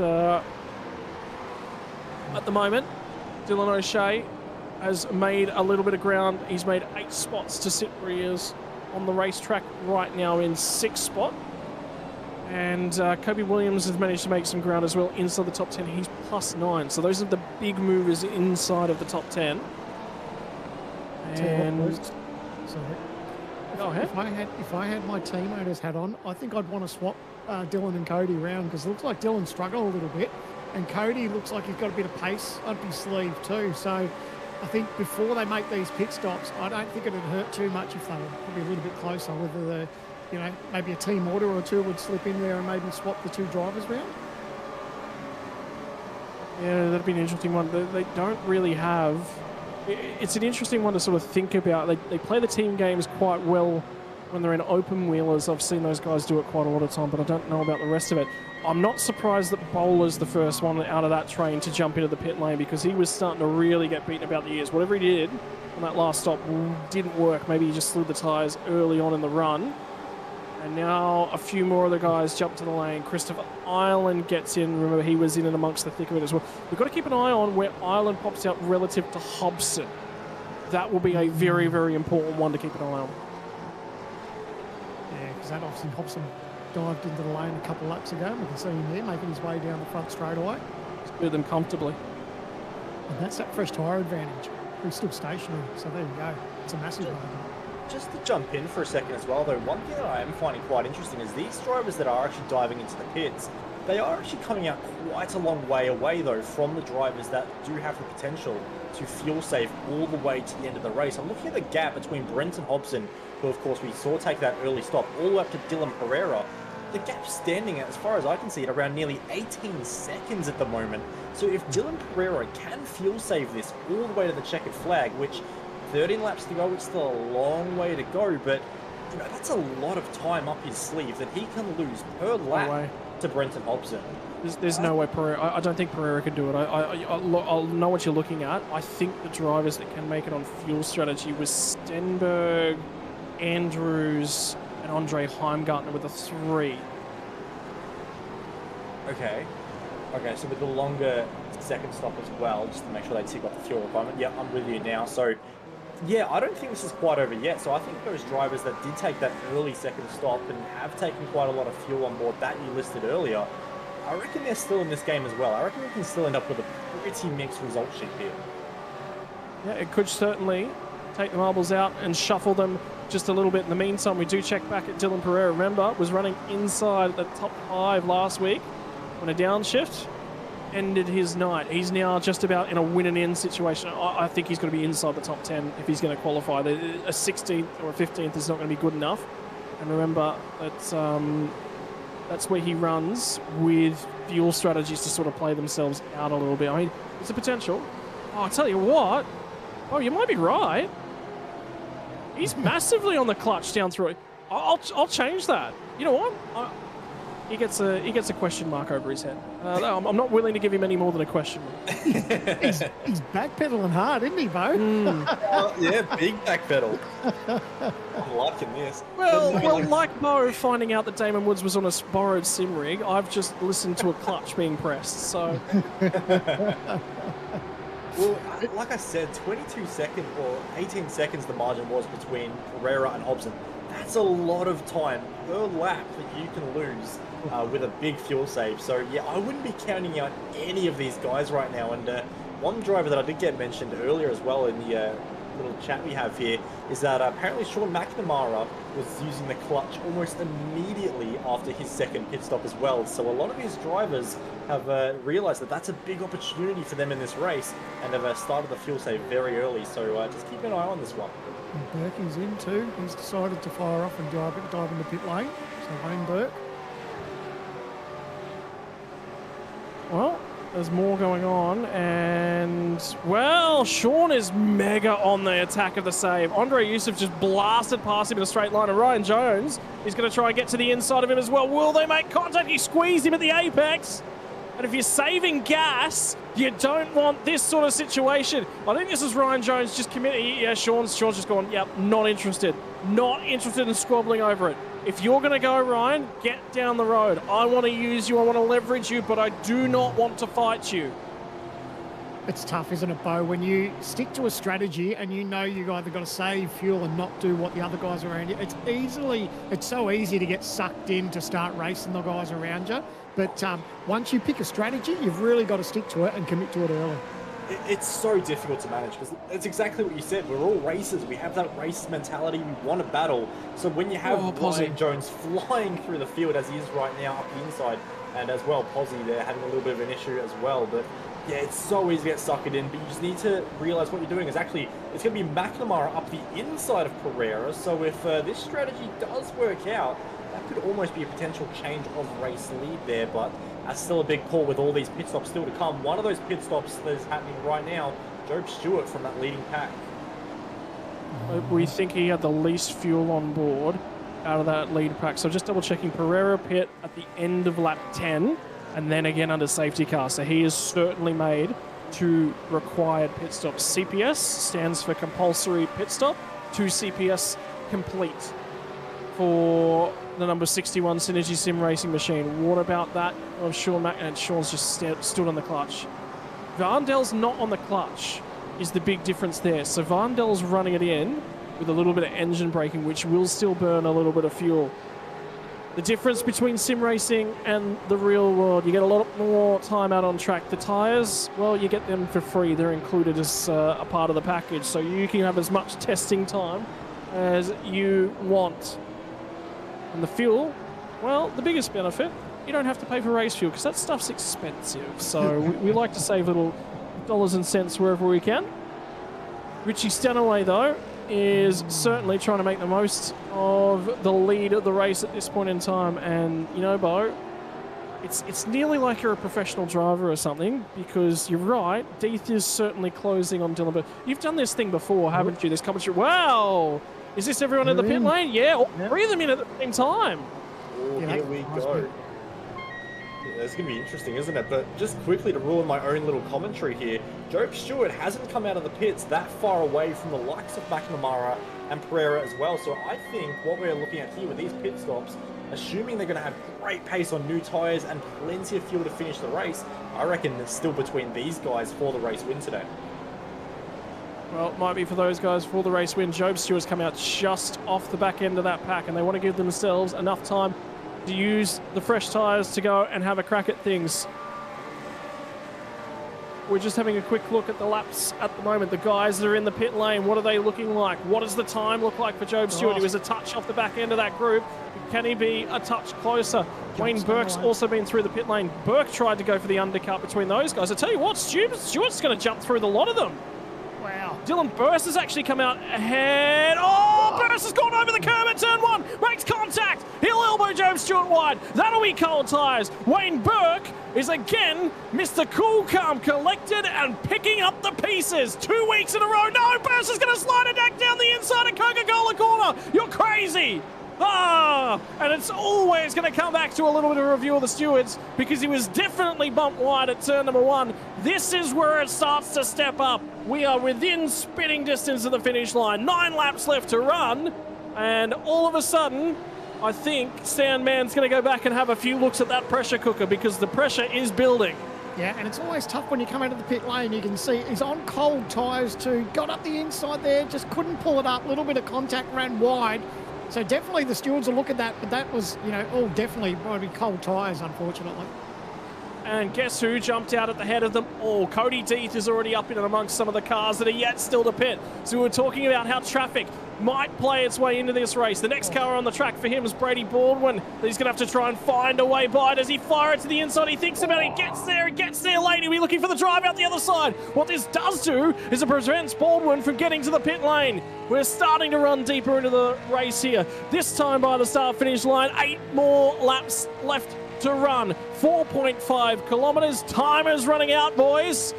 There's less than 50 kilometers in this thing. He slots in front, and look at Baldwin. Baldwin's on the clutch very, very early, so this is the back of the drivers, the fuel saving. D's going to try and slot down the inside, grab another one, does manage to get there. That'll be Borg picked off. Next car on the road, it's a critical one. Dylan Pereira. This is going to throw the cat amongst the pigeons. If these guys can use this fuel strategy, maybe they won't win the race, but Bo, that's a 10th place or something in terms of the points. That's better than where they were before.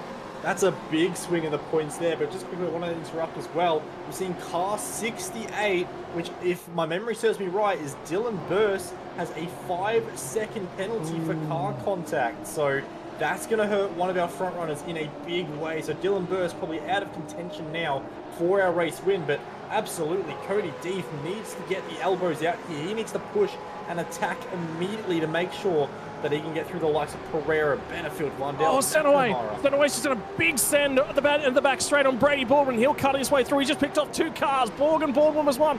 And the big thing is, when guys are fuel saving, you just cut your way through them. So you've got to time it. You've got to build the run because you want to be catching them. This is going to be critical for Deeth. How quickly can he catch his way through this battle pack? And this will be the Pereira and Job Stewart, the overhead camera shot. 5 seconds. It's enough of a touch to say, hey, we caused something. But at the same time, the stewards are basically saying we don't want to ruin the race. That's a bump. That's a little bit of a run. 5 seconds.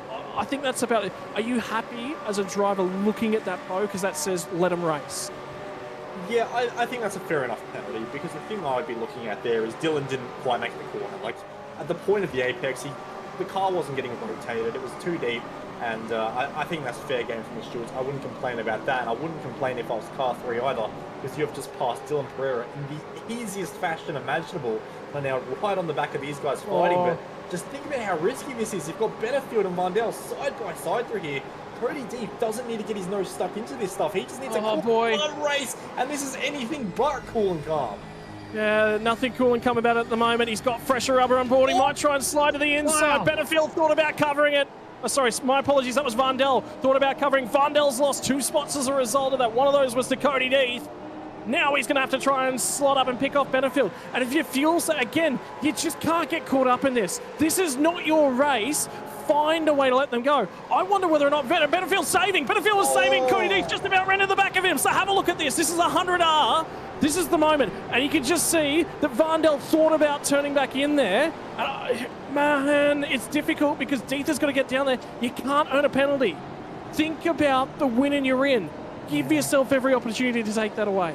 And the hard bit too is when you've got guys that have just made a pit stop, they're not saving fuel, so they're going as hard as they can. They've also got fresh tyres too, so their car is so much better than the cars around them to saving fuel, because one, they're off the throttle and looking after fuel, but their tyres aren't that great either. So you've really got to be mindful of that when you approach these cars. And we'll get an onboard shot from Brenton Hobson right here in just a few moments. You know, overtake down into turn 11, gets to the inside of Andre Heimgartner. Gets the job done out the other side. Nice and upfield. Have a look at the pack in behind them. And the difficulty, this is now all on for position. So take the dice and scatter them. If you can pick the race winner out of this, Jacob O'Reilly leads at this point in time by a long way. Look at them, they are 2 by 2 as they cut their way through. And at the moment, that'll probably be Kobe Williams in and amongst it with Matthew Bowler. Remember, Bowler was one of the earliest stoppers, gets out onto the marbles, drifts wide. Capel's going to try and fight his teammate. Don't kick on, boys. Slot back in if you can. This is out in the 20s at this point in time because they've got some overtaking left to do. Brenton Hobson's just slid down the inside of Jack Andrews. And keep your eyes on the tower on the left-hand side of your screen because it continues to tumble and Sandman's going to have kittens at this rate. I'm having kittens. I think team owners are having kittens in as well. This is good, hard racing. Everyone just scrobbling. They know there's only 5 laps to go in this one. And then if they don't do anything about it now, they don't want to throw away an opportunity. Like you said, there's so many points to be made. Richie Stanaway is now harassing the back end. Where do you look? Where do you look? There's 2 screens worth of action on the left-hand side. Oh, boy. Benefield is going to have Richie Stanaway in behind him as they come out onto the main straight. Finally, they start to slot in single file. No, they don't, because on the bottom half of that screen, they are still side by side as guys that have pit. Dylan O'Shea, Teo Sorono, Hayden Veld, and O'Shea just got a little bit of a rough up, by the way, by Kurt Stenberg, who's trying to do some fuel saving and make it to the end of the race. Wittes is going to line up. Have a look in that pack. Yes, there is a mixture of strategies. I love this. I love this strategy game. This is racing. This is racecraft at its utmost. Andre Heimgartner's trying to defend off of a few positions at the moment. Lachlan Capel's going to slide to the inside of him. Look at them. Look at them trying to overtake. One lane of cars is trying to save every skerrick of fuel. The other train of cars has got fresh rubber underneath them. Where do you pick it? This is what we missed out on last week at Mosport. When I touched on the possible fuel strategies in the Logitech G Hub earlier in the broadcast, I said there was plenty of movement and plenty of options there for different people to try different things. And this is exactly what we've seen. Oh, the contact! Oh my goodness, that was going to be carnage and they all managed to get away with it. No, this series just continues to deliver. Thinking about this at the back end of your mind at the moment, if Jacob O'Reilly makes it to the end of the race, he's going to have him comfortably. He has a margin of about 20. No, O'Reilly's only done 1 stop, so he's got a pit. Oh. As far as I can see on my timing screen, O'Reilly and Horton have only given us 1 stop. Andre Yusuf is our effective race leader on 2 stops right now, but look who is right on his gearbox. This is for the effective lead of the race. Cody D, fresh tyres, light car, lights it up out of the final corner. He's going to be in the draft as well. This is going to be a dive bomb into turn number 1, but just looking at the car speed, Andre Yusuf has nothing to fight with. Yeah, I wonder whether or not he's absolutely lifting on the straight. Yeah, well, to pass him that quickly, I think you'd think he's got to be saving somewhat. But, mate, if it stays this way, I think Cody's just going to start to run away with it now because he's obviously got the better pace, the better grip at the moment over everyone else. And I guess what we've seen, Anaway's dropped back to 7th now, so he's even dropped right back. The OGD replay. Listen to turn 1. On teammates. That's his teammate Brady Baldwin on the outside. What's that one rule that teammates have got?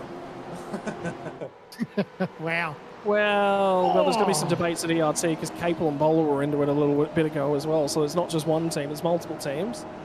They're into it here tonight. But yeah, how long do I really? Can we get a track map up? I just want to outline to the fans how close the entire field is. Look at them. Look at all the black boxes circulating in that middle sector of the lap. Look at them all. They are all so close together. How long does Jacob O'Reilly and Josh Horton run? Because they've got to stop. But when is it? Well, they've got to stop. They've got to put in a splash of fuel. But well, it's are traveling. they going to do a splash? Are they going to do a splash on dash? It's a long pit lane. It's a long pit lane. Yeah. That's the bit that's going to hurt them, not the splash. It's that travelling down the pit lane that they're going to lose that time. I think that's. Yeah, look, who knows? But if you have a look at the pack, they're all squabbling back there, so they are gaining net time. Right now, they're gaining net time. 25 seconds.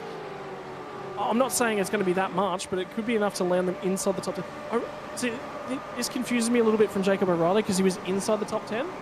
So, you know, veering away from that's a little bit weird, particularly where he's got to make a stop yet. I think it's going to be this lap, to be perfectly honest, because give yourself fresh tyres, have a crack.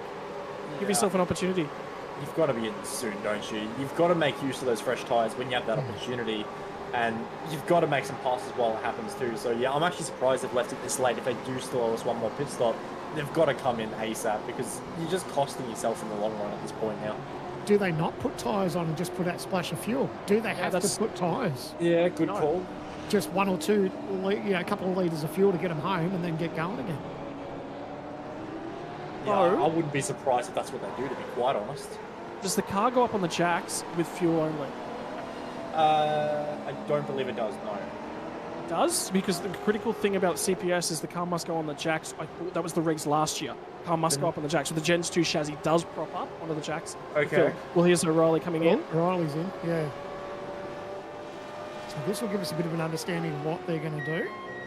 But to tell you what, if it's in the rule book where you can just get a splash and then get on with it, you're not going to bother to put on fresh tyres for 2 laps. Not here. Like, what's the point? No way.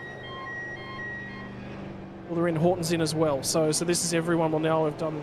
Just look at the time they use. It's already 15 seconds and he's not even stopped yet. So. Cody's already on the start finish straight. He's he's already at pit entry. So it won't quite be fighting for the victory for these guys, but they're still in with a great shot of the result here. So he was on the jacks. There we go. And he didn't look like he took tyres. Nah, 5 seconds, no chance. No tyres, and he's going to feed back out. He might be in and around the top 10. He's just outside at the moment, so he's fed back in around 12th spot, and Baldwin's just gone by. Brady Baldwin from the rear of the field is 12th. That's a phenomenal drive. Well, the whole top 10 is just unbelievable. Andre Yusuf up 23, McNamara up 21, Daniel Benefield up 28. Just the movers and shakers is unreal. It's all car off at turn number 1, but the variety and how much this field has just shuffled around over the course of 44 laps is incredible. Has been largely inside of that last 10 laps as well. Cody D has cut his way back to the point. He leads the race. He's got a 2-second margin over Andre. I tell you what, if Yusuf finishes this race on the podium, he's got a really, really good shot. That might be enough to catapult him in the contention. The points graph is going to be a nightmare after this. There's going to be a few statisticians that are going to be tearing their hair out. In the meantime, we've been promised grandstand finishes from this racetrack. It's delivered to us in the past. Well, it's given us a grandstand finish. It won't be a drag race finish, but it will be a grandstand finish up and down the field. Cody Death leads us out of the last corner for 4.53 more kilometres. When he gets to that start-finish line, he'll pick himself up a white flag. There is one more lap left to run. Andre Yusuf has just been picked off by Richie Stanaway. He's in the pot. He's got a second margin to Ryan Jones in the background. How much fuel is Jones saving? And could Jones crawl his way onto the podium as well? Is anyone going to cough, splutter and die? They are on the dregs of their fuel tank as they begin their last circuit. 45 laps.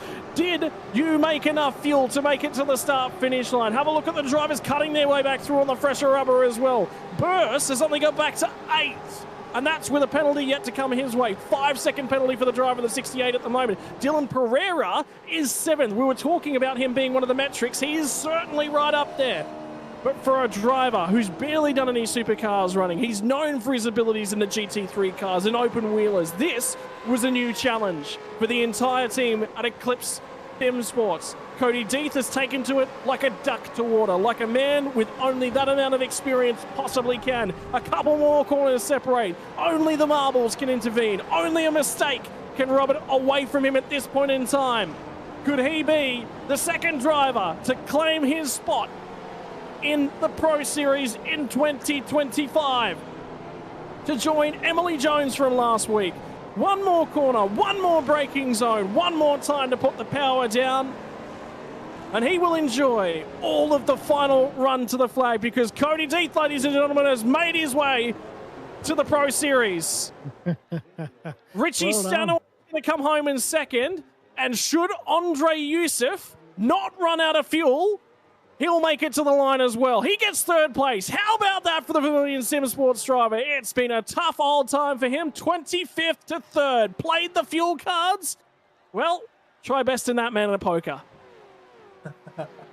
That's what we touched on, isn't it? You didn't, obviously you win and you're in, but if you have a good points day, that can really make your life easier. This is only a 4-round championship, and a lot of people capitalise on some good points tonight, and really good to see some different strategies throughout the night, and that was just a brilliant race. Yeah, Cody Death's enjoying it. He's celebrating those marbles. He won't care about them any longer. He'll be out there and enjoying every single moment. There was not a lot of cars who had a lot of fuel left at the tail end of that one. I can't believe it. I cannot believe 2 races. Oh, just nuts. We're all sitting there and going, nah, you got to make so much fuel. You said, Bo, there'd be at least 1 or 2. What was that, like 15, 20? That was many 1s and 2s that were trying that strategy, but it proved to be a great strategy. Let's not forget that strategy was 3.7 seconds away from winning the race. Like, a great job from Andre Yusuf. He nailed that and made the most of it, did what he had to do, and yeah, he benefits a podium from it. But so many drivers net top 10s from it. So many movers and shakers that moved up more than 20 positions. That's incredible, and a great strategy call by so many drivers today. Well, we're going to take you through the race results, and I want everyone watching along at home to pay attention to the team labels for everything that pops up alongside of all these drivers. Your race winner, Cody Death, qualifies his way into the Pro Series, and that set of tyres will be the last set of tyres he needs for the qualifying series for 2025, because he is a win and in spot. Richie Stanaway finishes 2.3 seconds, which is a much improved result compared to last week when he had to do it the long way round at Mosport. Andre Yusuf sits in 3rd spot, which makes it Eclipse Sim Sports, Lobs, Vermilion Esports, and then Ryan Jones from DPR. The first time we see a double up in terms of the teams is 9-5 Sim Sports Sean McNamara and Daniel Benefield. The first of the Synergy Sim Racing cars home, Dylan Pereira in 7th. Eclipse Sim Sports in 8th makes it a double up for them inside the top team. Evolution Racing Team and Vermilion Esports. Is there another 6 teams inside of our top 10? I think it just might be. Wayne Burke outside of the back end of the top 10, so he manages to bring his way home there. Sebastian Vandel, Vermilion Motorsports inside of 11th. Jacob O'Reilly had to pit late on. Tumbled back to 12th. So, you know what? That actually didn't work out quite too bad for him because of all the squabbling that went on. Certainly made the most of it for him. That's still a reasonable result. with a splash left to be done. Brady Baldwin home in 13th. Brenton Hobson, he just couldn't stick it together. Qualified inside of the top 10, finished outside of the top 10 right here. Kobe Williams sort of few spots further back. Brian Borg had a quiet good night at the office. Check this out. Tyson Broad, that is the lead driver that was driving on a sim rig that was not their own. 17th spot for Tyson Broad on a foreign sim rig. He will be absolutely wrapped with that one.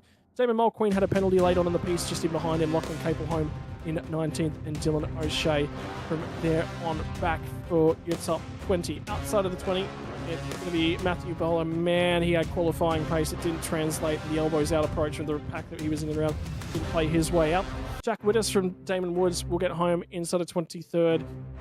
Hayden Veld, 24th. Stenberg, 25th. That's not necessarily going to be enough for these guys to qualify. This is where they'll start to tumble. Joshua Horton, Andrew Dyson. Remember coming in, Dyson sat second in the points in this one. That is going to send him tumbling through the Euro. Sorono was right there and in the mix for a very, very long time out of 28. Jack Andrews and Ryan Bettis. Andrews was one of the guys who double dipped on the fuel strategy, tried to get that car packed as full as he possibly could. Didn't work out for him. Out of 30th, we'll get to 31st. Christopher Ireland, again, elbows out. Glenn Postlethwaite also had the elbows out for him 2 weeks in a row, so he will not necessarily be too happy with that one. Be looking for a clean result next time by Greg Favell, Rain Campbell, Corey Preston, Michael Taliancic drove back into the pack. It didn't work out for him. Andre Heimgartner is pretty much in a win-in situation now for him after a bad result last week. Ben Faulkner, so something must have gone wrong at the pit stop for Faulkner, because remember, he was right there and in that lead pack for a very, very long time. Tom Freer, 40th for Freer. Gee, that did not work out for him. He'll be another driver that'll just be up in a win-and-in situation. Brad Ratsu, Tyson Hodge, and Dennis Katarik. Dennis Katarik was the first of the retirements and the only retirement from that one. That cuts our way through the field. And Sam, there's just so many results out of that one. You sit there and you just go, whoa, what was that car doing down the back? Oh, absolutely, and that's the game changer that can happen throughout these races, isn't it? You know, your strategy, you roll the dice with strategy. Sometimes your race goes to plan, sometimes it doesn't. You get caught up in some late race dramas, and then that can make your race go pear-shaped too. So it's never a given from lap 1 to the end, and we certainly saw that tonight. Well, we're going to be talking to the first of our drivers here in the post-race interviews. Andre Yusuf climbs out of the car. Qualifying didn't necessarily go your way, Andre, 25th on board, but you played the strategy cards to perfection. Third place here and one of the better results you've managed to put together in such a tight field at the moment, man. Were you sweating bullets? How was the fuel when you were crossing that line there? Yeah, no, it was unbelievable. So I got home with 0.5 liters. But yeah, I already saved all the fuel with 10 laps to go, and that's when I started making the move and overtaking cars in front. And then it wasn't really until the end that I realized that I'm going to be fighting for the lead. So that's when it started, getting a bit more nervous. But I knew I didn't have the pace or tires to fight with Richie and Cody. So well done to them. Mate, when did you know that fuel strategy was potentially on offer? Because that would have been a relatively nervous restart for you. That whole period on the restart where some guys are fuel saving, some guys aren't. That's a difficult time to manage. I knew as soon as the safety car was called, and I knew that all the leading pack was already past the finish line, so they couldn't pit for their first compulsory pit stop. But yeah, no, in the train that I was in the restart, everyone was fuel saving, so it was very, very calm. I was staying behind Sean and Dylan Pereira for a lot of laps, and then I just made my move when I knew that I saved enough.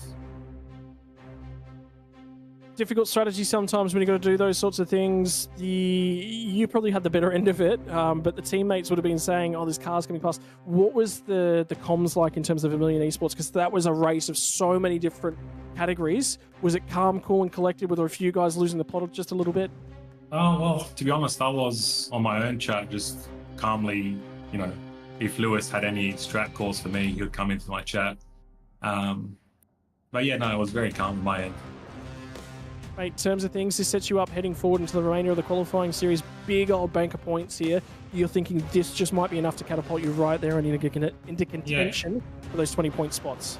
Yeah, for sure. I mean, I just needed to have two more good races, get some points, and yeah, that should seal the top 20. All right, mate. Well, floor is all yours to give the thank yous and shout outs that you'd like to give. And I think there'll be a few here tonight in terms of the strategy calls as well. Yeah. Oh, thanks to my team, Vermilion, Lewis for all the strategy calls, Zach for all the help in the setups, and all the other teammates as well that have helped in the setups. And we'd like to thank our sponsors, Race Labs, Burb Designs, Supernova Motorsports, IMO Setups, Vermilion X Coaching, and the carshop.com.au.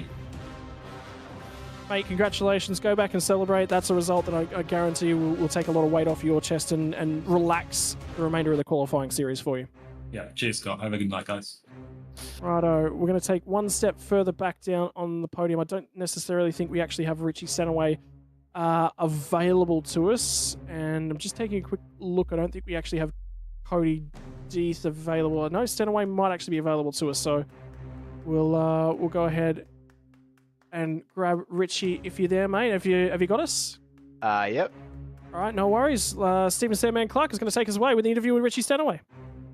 Richie, congratulations tonight. Without stating the bleeding obvious, it was obviously a much better week than last week, but still no shortage of pace, mate. It was a good result tonight. Yeah, it was a solid race. Just a shame I couldn't get to Cody. He was just a little bit too fast. Just had that little bit extra speed.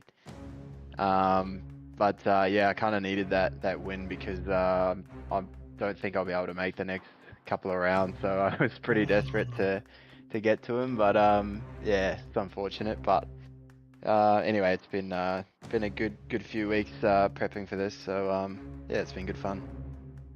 How have you found the transition from Gen 2 to Gen 3 in the sim racing world, mate? Yeah, it's been good. It's a little closer to the real car than the Gen 2 car was, so it's not perfect. I think it can still be improved, but yeah, it's been just a nice way to stay sharp in the off season. And so, unfortunately, from what you were saying, you're not going to be here for next week or the week after. Is that the case? Yeah. I'm heading to Sydney for the opening round of the Supercars Championship. So yeah, unfortunately, I won't make the next round, and I'm not sure about round 4, but it's not looking likely. Well, no doubt you'll be hot property for coming Euro season, so fingers crossed we get to see you there, Richie. But before we let you go, is there anyone you want to thank? I'll just thank to the team for their help as always. All right, Richie. Well, all the best, mate. Good luck with the Supercar season for 2025, mate, and we look forward to seeing you in the Logitech G Pro Invitational, hopefully come the Enduro time. Thank you. There you go, Scotty. So, unfortunately, Richie is going to be out for the rest of this series, and yeah, that's a shame, isn't it? And no doubt for him, it was obviously he really needed to win tonight because real world commitments, unfortunately, were going to put him out of contention. Absolutely disappointing for him because he certainly enjoys the sim racing and he's been such a big part of the community and building us up in the run-up to Gen 3. But Bell Albert is going to get to say hello to the newest member of the 2025 Logitech Pro Invitational. He stands by with Cody Death. I definitely do, and what a difference a week's makes. I was talking to you on the grid at Mosport, mate. I think we were down in 18th position on the grid. It wasn't the best qualifying effort. Fast forward 1 week, mate, and may not have been lights to flag. It was pole on the win, but definitely a fair bit of action going on in the middle there, mate. Yeah, no, played a pretty good strategy compared to the others. Managed to go max fuel at the first stop, which pretty much set me up for the second one, and had about a 2-second lead after the pit, which definitely helped. Cheers to the couple of the guys that I was coming through back with, and they just let me go, which was very kind of them, and yeah, secured the win. Yeah, and a very dominant win as well. You definitely looked at one of the quickest cars on track out there. Coming into Fuji from Mosport, of course, Mosport was a bit of a difficult one for the whole team. What did you guys change in the preparation for this event that you maybe got caught out on a little bit from Mosport?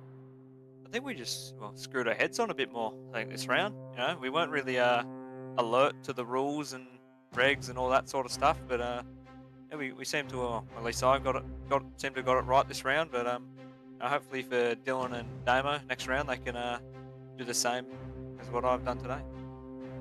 Well, definitely they're going to be very, very quick in the next few rounds, I'm sure. And I'm sure a lot of your focus now switches back to GT3 equipment. But you can only go into GT3 equipment for so long because, of course, only a few more weeks until round 1 at Sebring. So I finally get to ask you the question. What are your thoughts coming into the 2025 V8 Pro Series, and what are your expectations for the championship? Well, it's going to be probably quite a bit tougher than the Invitational qualifying series, but no, it seems pace is good compared to Richie and all that stuff. I'm sure they're pretty on pace with the Lobs guys, the other TTR boys, so it should be a pretty good fight come round 1. I definitely think it will be, mate. I look forward to seeing you on the grid. Before I let you go, is there anybody you'd like to thank from the team? Yeah, thanks to the boys at Eclipse, James Scott, all those sort of guys, really helping with the setup of the car. D-Rod as well, doing an awesome job. So yeah, couldn't ask for a better race car. Well, there we go. Cody Deeth, your winner of round number 2 in the qualifying series. And Scott, like you said, very much punches his ticket into the 2025 V8 Pro Series. I was expecting Sandman to say that line, so I think you've just stole his thunder a bit there, Bo. Sorry, Sandman punching tickets. I might save that through later of the year for bingo. How about that? Well, ladies and gentlemen, after 2 rounds and the halfway mark has now been completed for your Logitech Pro Invitational Series for 2025. Next week, we take a trip from Japan all the way over to Germany. The Hockenheim Ring has been on everyone's sort of watch list for a very, very long time. Dates back into the olden days when you used to run out and through the forest at the Hockenheim Ring. F1 used to rip and tear around here. What are the supercars going to look like? The differences between the Gen 2 and the Gen 3 chassis. And oh boy, that braking zone down at the hairpin. Who is going to run foul of that tight pinch into turn number 1 on lap number 1? Will we see more drama, more chaos? Will a safety car continue to change the game? Next week from 7:45 p.m. Australian Eastern Daylight Savings Time, we head to the penultimate round of your Logitech Pro Invitational qualifying series before the final trip. Who is going to punch another ticket? Who isn't going to have to show up for the grand finale of the qualifying series? And what stories are going to play out? There are so many points implications that come out of tonight. My head is already in a spin. On behalf of myself, on behalf of the entire commentary team, thanks for joining us here tonight. And I tell you what, boys, Bo, watching along, are you getting excited for racing? Or are you sitting here and going, I might want to get into commentary. This is quite good. Oh, I'm thinking, geez, I've got some work to do. There is some quick drivers coming through for the series in 2025. And look, I think 2 more weeks of a qualifying series. It's going to be intense, but yeah, I think I've got my work cut out for me, that's for sure. Oh, it is going to be a big old ask. And Sandman, what do you think in terms of the dying stages of this one? You're back in front of the Logitech G. Shake of the head. That's what I'm doing. My head is just sitting here side to side the whole way. Yeah, well, the pressure now mounts to all the drivers that are in the field. They know there's only 2 guaranteed spots of winning you're in. The rest of the guys need to worry about the point system. So a lot of people rolled the dice, and good to see that they use the most of either a safety car or some fuel strategy to get some points there. But, mate, it's so hard to pick, and I'm glad I'm actually, for once, in the commentary box, because I don't know if I'd want to be in that pressure cooker situation just to make the grid for the V8 Pro Series. It is tight, it is technical, it is tricky. Hockenheim, it's fast and flowing in the front sector. It's tight and technical in the back sector. Who is going to dominate and punch their ticket to the Pro Series? We'll see you all again next week, ladies and gentlemen. The Logitech G Pro Invitational Qualifying Series will be back again next week.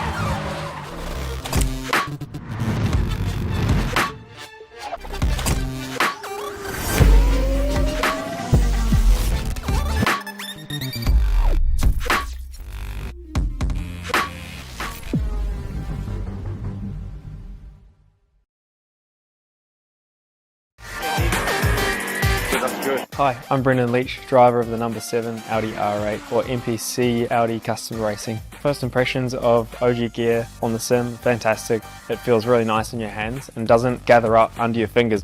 The sock, very breathable for me. I get sweaty feet when I'm on the simulator. I know that's not the nicest thing to say. It has just the right amount of grip because your feet do just naturally move around on the pedals a little bit, and I like the way that they give you that freedom but also give you that stability that you need.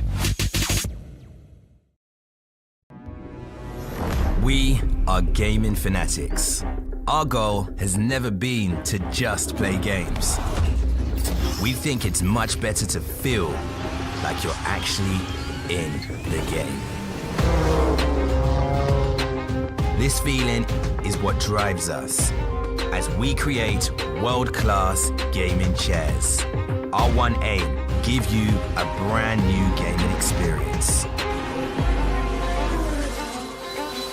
Help you move in perfect sync with everything on screen. Make sure you're having a ton of fun. It took us decades to achieve this, and we're still not satisfied. Every day, we wake up to get better. We'll never stop designing the very best to help you be your best. When it's all said and done, our job's only done if you're in full flow and focused on your victory. May you win, and win big.